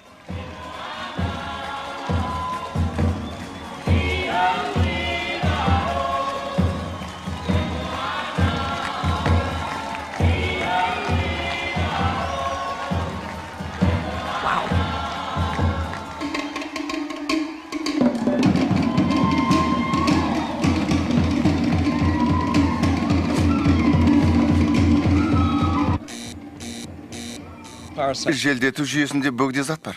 Тағы да ма? Қазір көрем.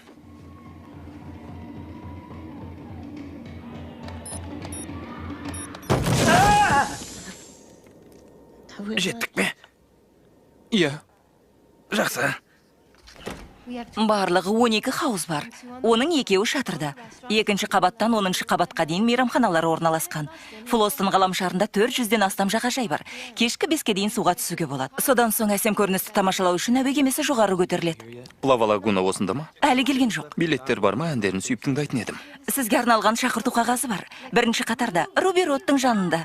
Нағыз талант сондай-ақ болар. Өзін жақсы көрем. Билетіңіз Рот мырзада. Концерт 20 минуттан соң басталады. Киімімді қай жерде ауыстырсам болады? Қайырлы кеш, Даллас мырза. Рахмет.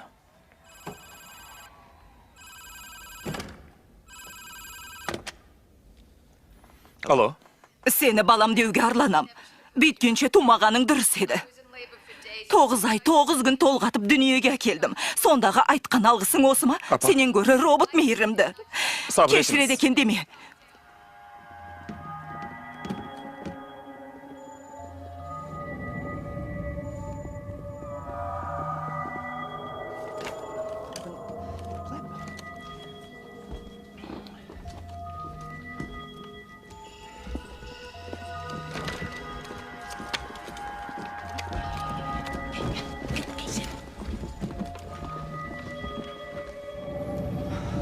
Лавалгулнан ханым, сәлеметсіз бе? Менің есімім Фок, қош келдіңіз. Мен күзетшімін, төрлетіңіз.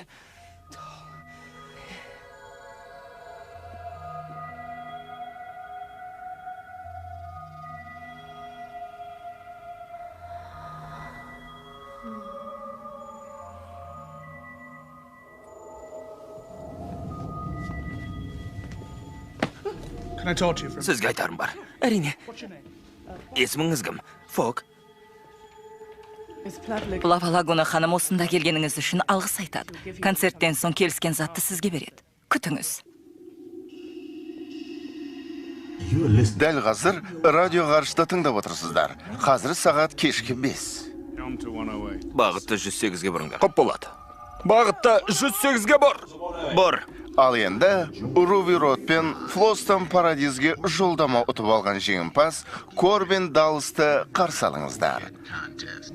Флостон тікелей эфирде.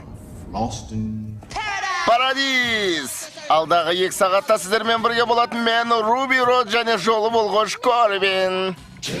Сондай-ақ ғажайып қонақ үйдің басқарушысы айдай сұлу Джемини Крокет. Ал бізбен бірге 8000 демалушы көп ұзамай Лава Лагунаның әсем дауысын тыңдайтын боламыз. Дәл қазір біз әлемдегі ең керемет концерт залына кіріп келеміз.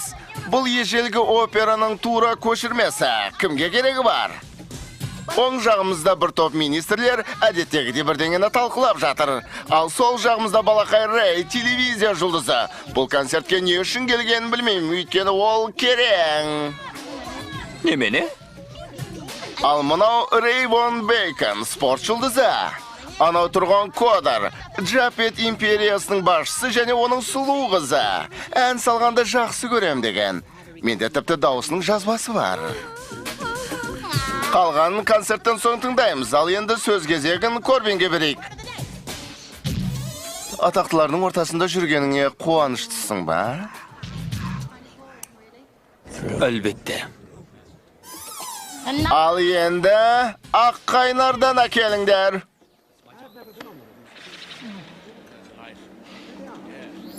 Жарнама.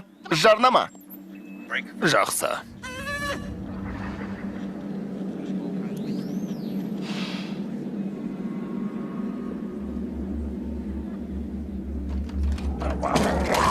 Басталды.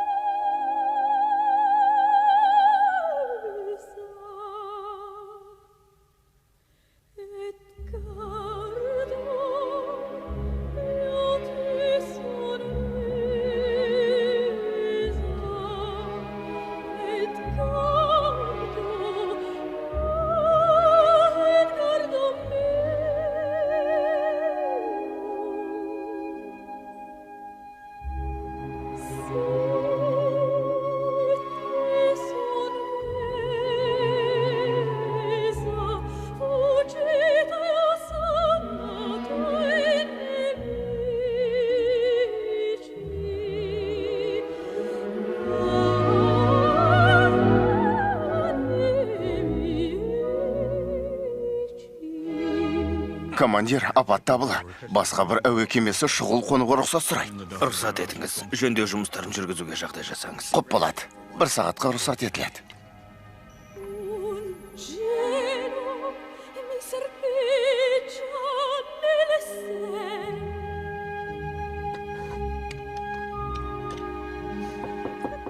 Иә.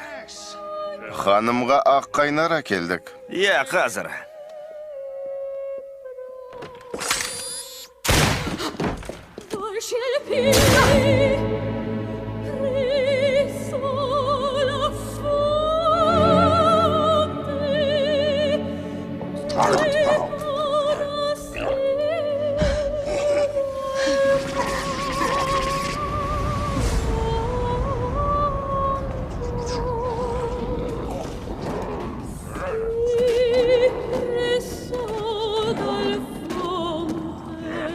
Артынан алам, таптым.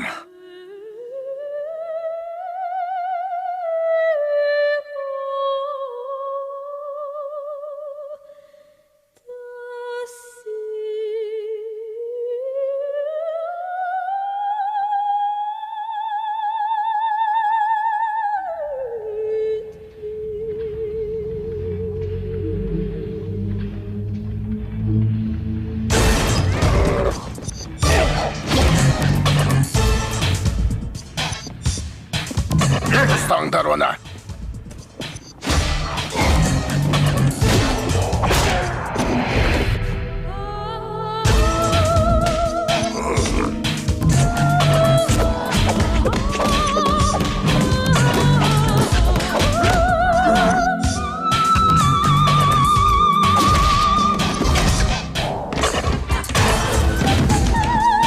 Кедергіге тап болдық.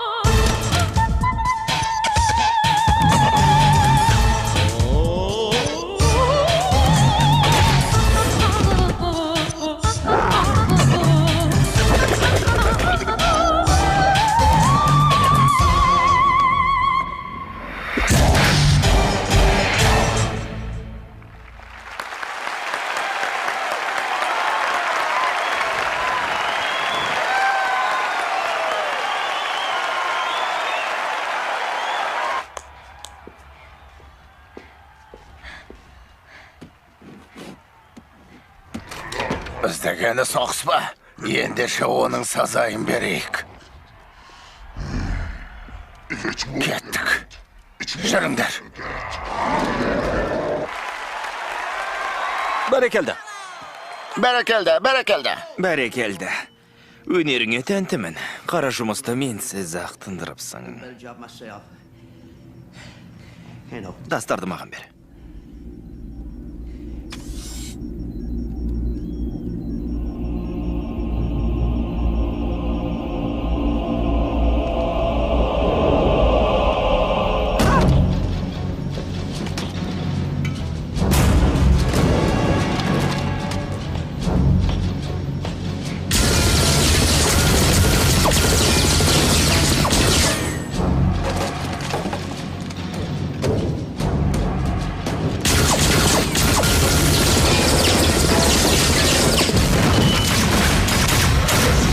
Қолдарыңды көтеріңдер, тырп етуші болмаңдар.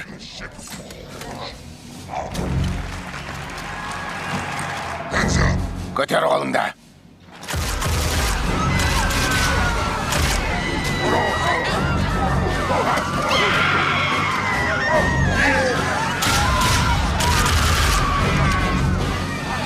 Тоқтай тұрыңдар. Руби! Руби!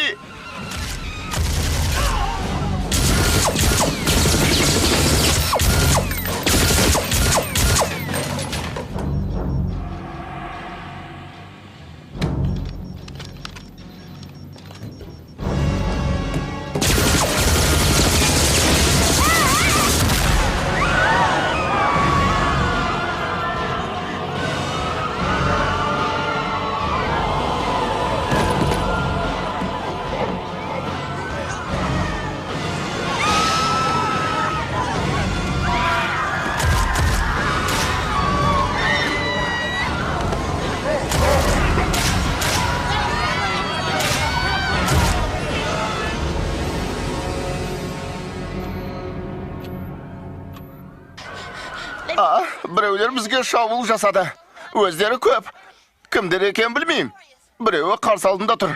Түрлері ұсқынсыз, бастары үлкен, терісі қатпар-қатпар, иісі қолқан атады. Бангалорлар. Бәрі жақсы болады. Қозғалмаңыз. Естіп тұрсаңыздар, мені құтқарыңыздар. Мен бірінші қатардам. Тастарды оған тапсырыңыз. Кімге? 5-ші элементке. Ол жерге әлемді құтқару үшін жіберілген. Лилума? Иә. Бірақ оның да осал жері бар. Оған көмек пен махаббат керек. Әйтпесе, ол да өледі.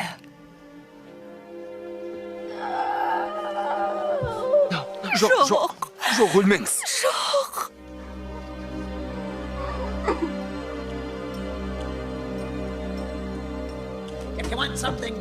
Нәтижеге жеткің келсе, өзің әрекет ет.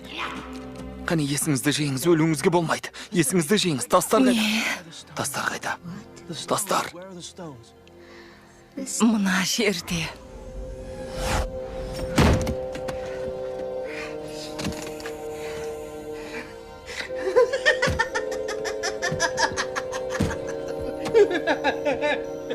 Мұнда жоқ. Қайда жасырдыңыз? Ішімде. Не? Не дедіңіз?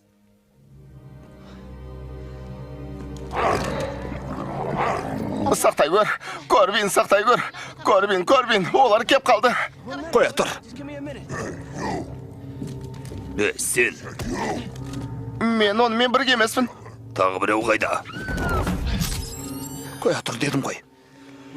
Тапаншаны ал. Не? Тапаншаны ұста дейм. Не ойлағаның бар? Тез қолың ал. Ұстадың ба? Не істеу керек? Не істейм? Қозғалатын болса, жайратып сал. Бір түрлі болып тұрмын, Корбин. Тастар ішімде деді.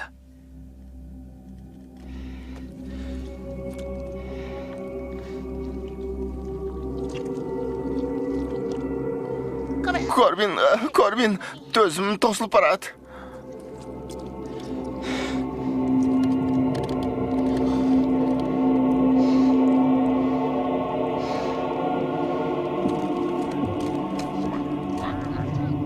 Руби! Кешір, шәді емес. Ештен етпей ме?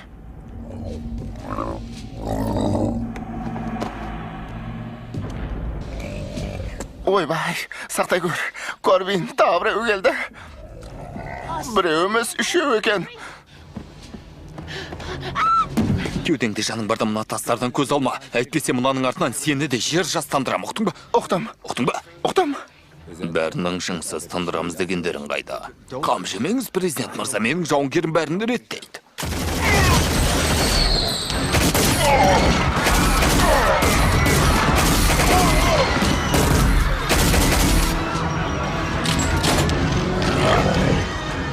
Ол жарайды.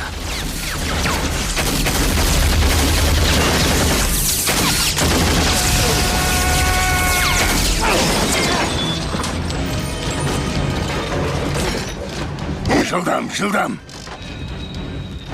Сақтай көр. Қанымдар мен мырзалар, бұл жердің астан кестен шығып жатыр. Мұны маған бер.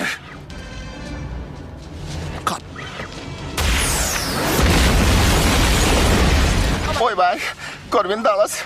Корбин достым, Корбин жағдайым қиын. Рэй! Тапанша! Тапаншаны бері лақтыр, бол тез, тапанша! Көрінбейді. Не істеуім керек? Жақынырақ барайын ба? Қазір.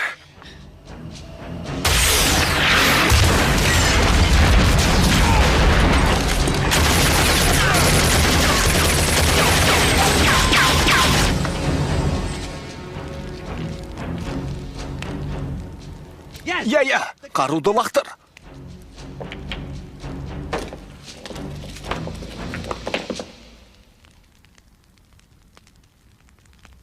Рахмет.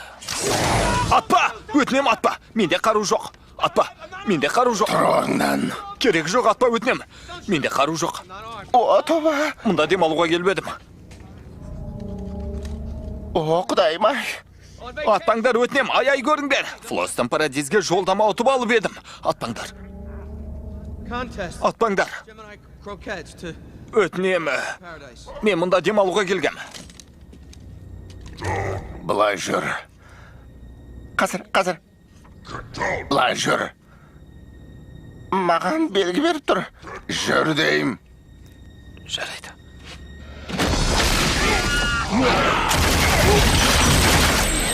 Ақап құлап кетті.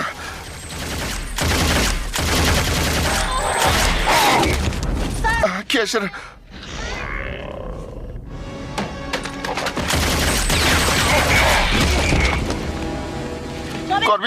Корбин, қайдасың достым? Ойбай, Корбин, олар кеп қалды, Корбин, құтқар мені. Құтқар. Қозғалма, Руби.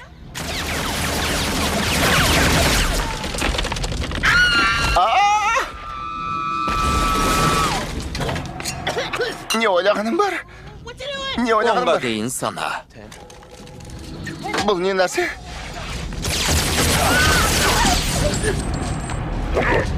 Корбин, енді не істейміз? Үніңді өшірде сана. 1, 2, 3, 4, 5 6, 7, 8, 9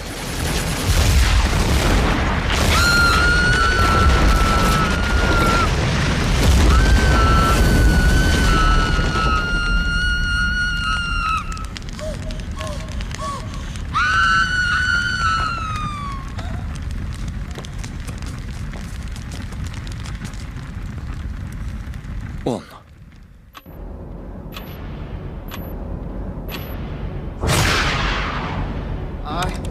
Өз-өзіме көңілім толмай тұр. Корбин, достым, Корбин, не іздеп жүрсің? Топта. Таптым. Мен сені ана жақта күтем. Қане жүр.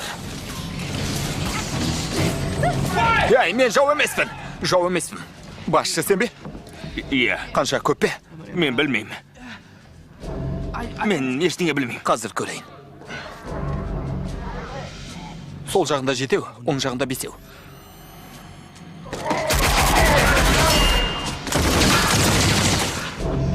Оң жағында 4, сол жағында 2. Басшысын табу керек. Мангалорлар онсыз шайқаспайды.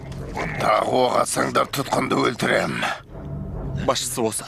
Бітімгерді жіберіңдер. Мен бітімгер бола алмаймын. Мен барсам қарсы болмайсың ба? Жоқ, о не дегенің, бара бер.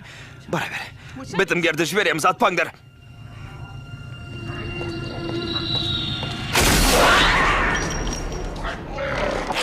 Бакнот. Тағы кім сөйлескісі келеді? Келісім жүргізуді қайдан үйренген? Соны айтам.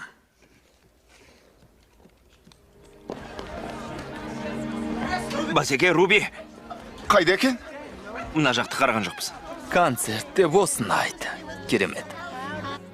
Ханымдар мен мырзалар, бұл Руби Рот. Мен аман қалдым.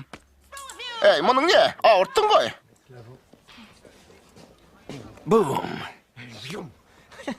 Маған ашулы екеніңізді білем. Алдыңызда кінәлімін. Мойындаймын. Алайда игі іспен айналысып жүрмін ғой. Әлемді құтқармақсыз ғой, есімде. Ал мен қазір Лилуды құтқарсам ба деймін. Не, Лилуға қауіп төніп тұр ма? Енді қалай деп едіңіз? Міне, бұл қай жер? Лава лагунаның бөлмесі. Лилу сәл шыда. Қане келе ғой. Қане, бұл жерге қалай мінгенсің? Қане, мен жаныңдамын. Қане кел. Мен осындамын, қорқпа. Ештеңе болмайды. Тастар бізде уайымдама, жарай ма? Бәрі жақсы болады. Уайымдама. Әке. Тоқтай тұр, тықылдап тұрған не нәрсе?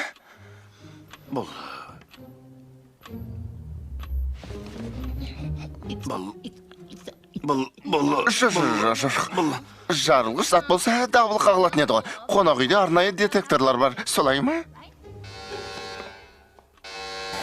Бірінші дәрежелі дабыл қағылады. Сіздердің қауіпсіздіктеріңіз үшін қонақ үйден эвакуациялау жұмыстары жүргізіледі. Сабыр сақтап, құтқару қайықтарына отырыңыздар. Тынышталыңыздар, сабыр етіңіздер. Өтінеміз, тынышталыңыздар. Тынышталыңыздар. Корбин, достым, Корбин, оны алып шыға аласың ба? Корбин? Толық эвакуациялауға 5 минут қалды. 7-ші, 3-ші эвакуация жүргізілуде. Кешіріңіз, мырза, мұнда қалуға болмайды, қонақ үйде жарылғыш зат бар. Білем. Өзім білем.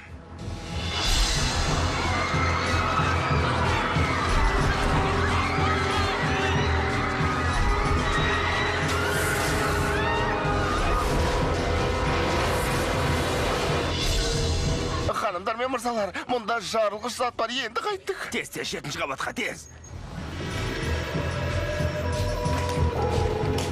Толық эвакуациялауға 1 минут қалды. Мына жаққа. 45 секунд.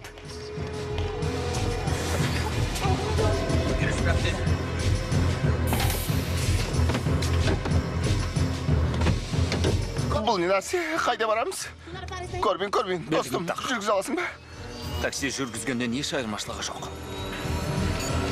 Көрбин, алдымызда қабырға қалай өтеміз?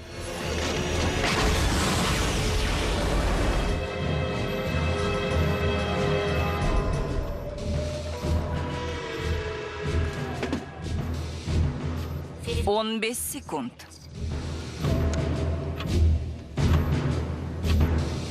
10, 9, 8, 7, 6, 5.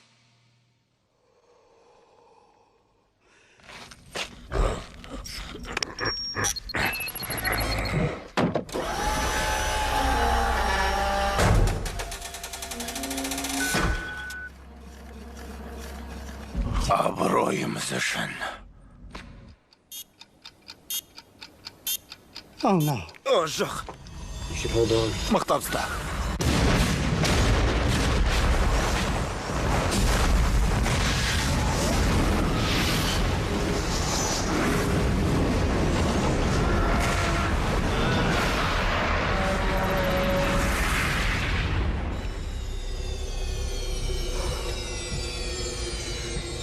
Такси жүргізгенмен бірдей. Қазір сағат 7, жаңалықтардан құр қалмаңыздар. Ертең сағат 5-те қайта қауышқанша. Эфир аяқталды.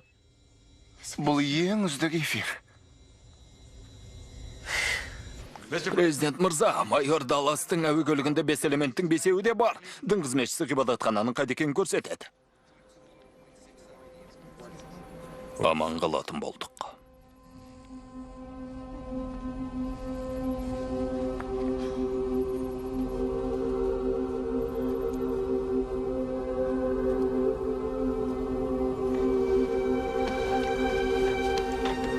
Лава Лагуна саған бас көз болуымды тапсырды.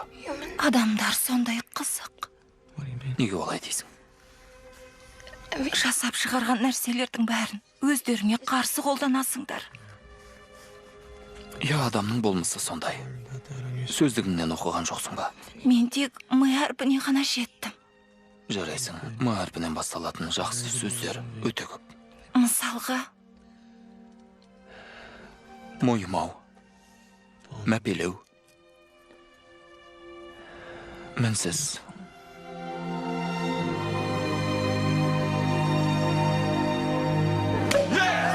Жасасын! Жасасын! Бәрі бітті. Президент мырза, Яны оқ болды. біз қиындыққа тап болдық.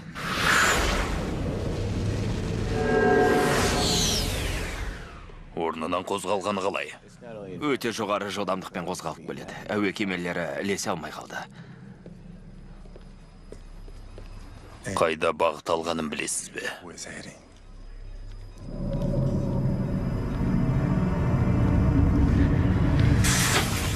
Корбин, сізді шақырып жатыр, генерал Монро. Сенмен президент сөйлеседі.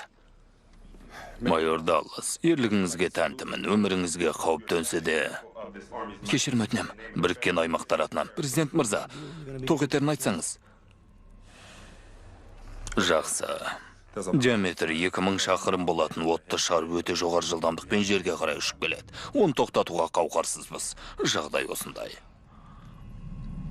Уақытымыз бар ма?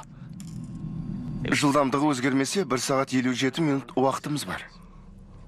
2 сағаттан соң сөйлесеміз. Алло.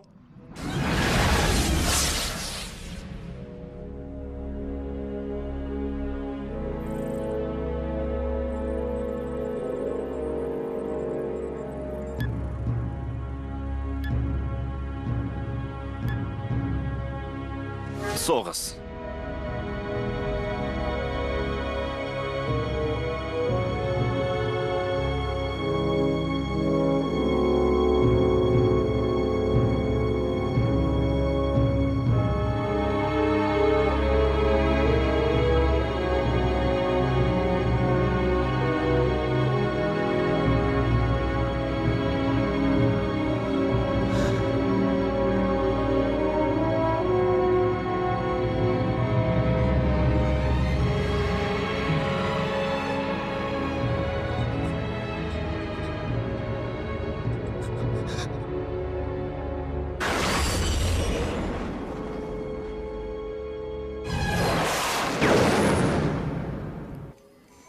Олар шөлге келіп қонды.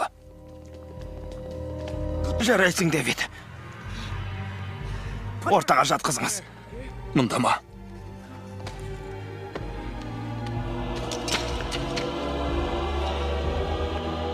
Енді не істеу керек, әкей? Мынау оттың белгісі болса керек. Не істеу керектігін білесіз бе? Теория жүзінде ғана. Сонда қалай? 4 тасты 5-ші элементтің айналасына орналастыруымыз керек. Зұлымдыққа қарсы қару осы. Қалай әсер ететінін көрген жоқсыз ба? Жоқ. Маған беріңіз. Әрбір қарудың нұсқаулығы болады. Мұнда да болуы тиіс.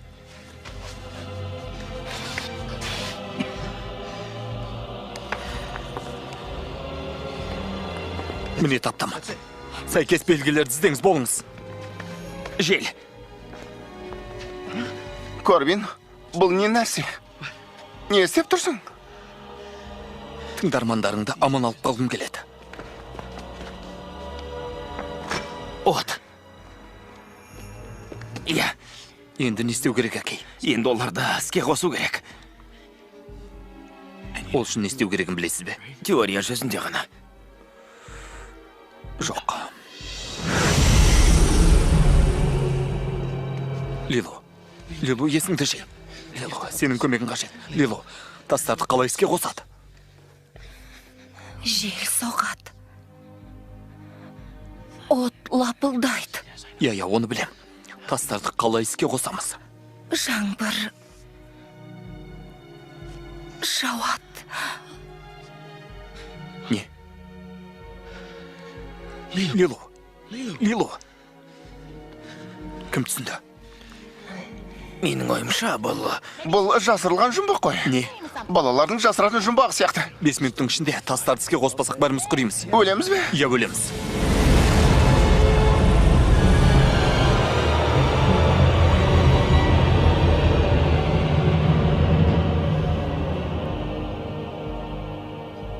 Кеш қалдық. Байланыс үзілді. 3 минут. Менікі жарылған сияқты. Неге бүтінін бермедіңдер?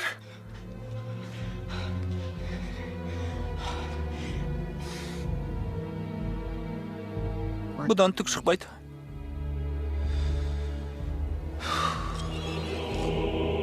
Корбин, тас қозғалды. Жақсы болды, Дэвид.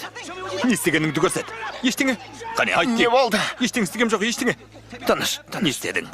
Істегенің бәрін қайтала. Қане, көрейік. Ретімен қайтала. Жақсы, жарайды, тура осылай тұрдым, сосын қолдарымды бұлай қойдым да. Бұдан түк шықпайды дедім. Жел. Я. Корбин. Жел. Корбин. Жел. Жел соғады. Жел.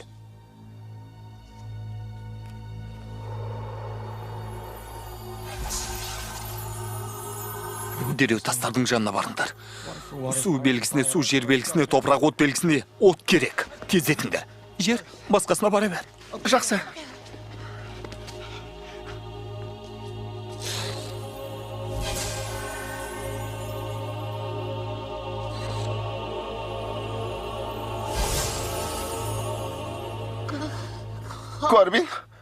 Корбин, достым, менде от жоқ, оттықта жоқ, шылым шегуді қойғалы қашан, қазір шылым шекпейім. Сіз шылым шегесіз бе? Сіріңке не шырпа бар ма? От жағу керек, әйтпесе бәріміз құраймыз. Өлеміз.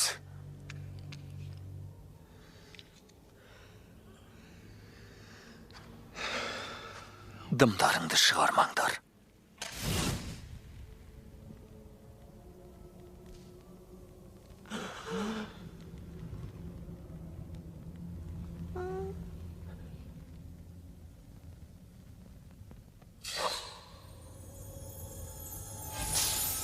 От. 1 минут қалды. Бастайық. Есіңді жи. Лилу, көзіңді аш, енді сенің кезегің келді. Адамзатты сақтап қалуым керек. Я, Лилу, тыңдаш мен, тыңдаш. Әбден шаршағаныңды білем, жағдайың мәз емес. Бәрі аяқталған соң сен демалысқа апарам. Жақсылап көңіл көтереміз. Тек екеуміз ғана, сенің көмегіңсіз бәріміз құрдымға кетеміз. Түсінесің бе? Адамдар сондай қатыгез.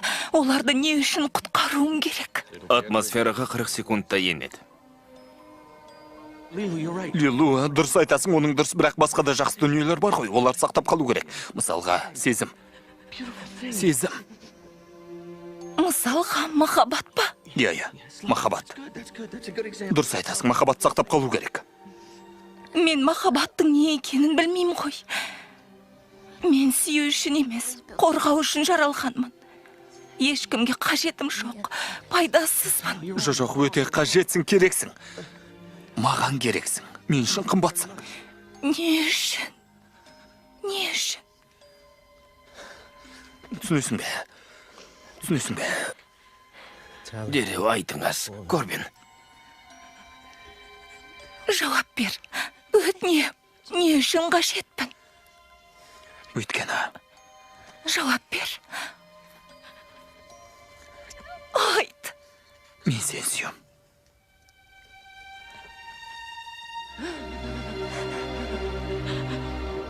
10, 10, 9, 8, 7, 6, 5, 4, 3, 2, 1. 1.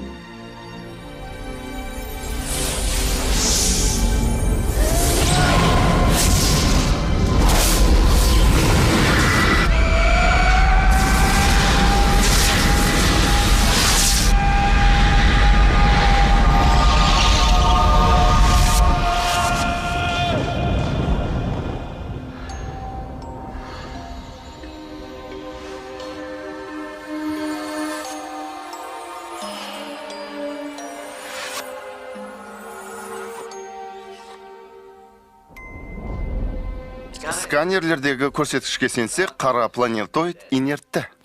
Планетоид жер бетіне 100 шақырым қашықтықта тоқтап қалды.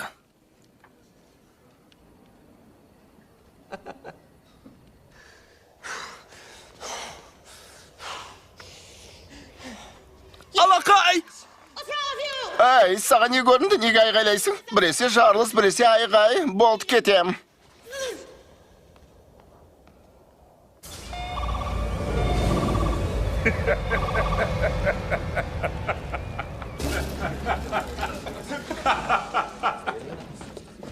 Президент мырза, таныстыруға рұқсат етіңіз, профессор Мактилбург, орталықтың басшысы. Біз үшін бұл үлкен мәртебе, президент мырза. Қуаныштымын, қаһармандарды қайда жасырдыңыз? О, соңғы жайттарға байланысты екеуі де қатты шаршаған. Оңалту камерасында. Менің әлі 20 кездесуім бар. Кешірім өтінем, қазір көріп келейін. Рахмет. 2 минуттан соң тікелей эфир.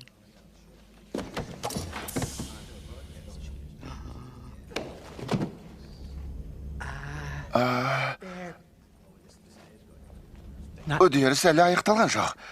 Тағы 10 минуттай уақыт керек. 20 секунд уақыт берем. Жоқ, ханым, қазір мүмкін емес, жоқ. Ол кім? Корбиннің анасым дейді. Маған беріңіз.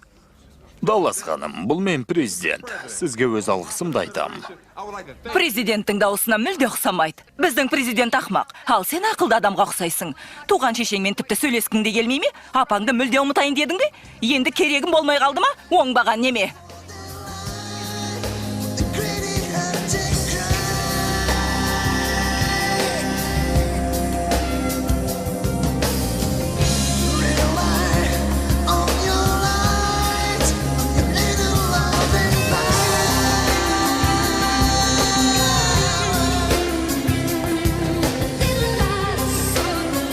Фильмнің соңы. Фильмді қазақ тіліне аударған Қазақстан ұлттық арнасы. 2018 жыл.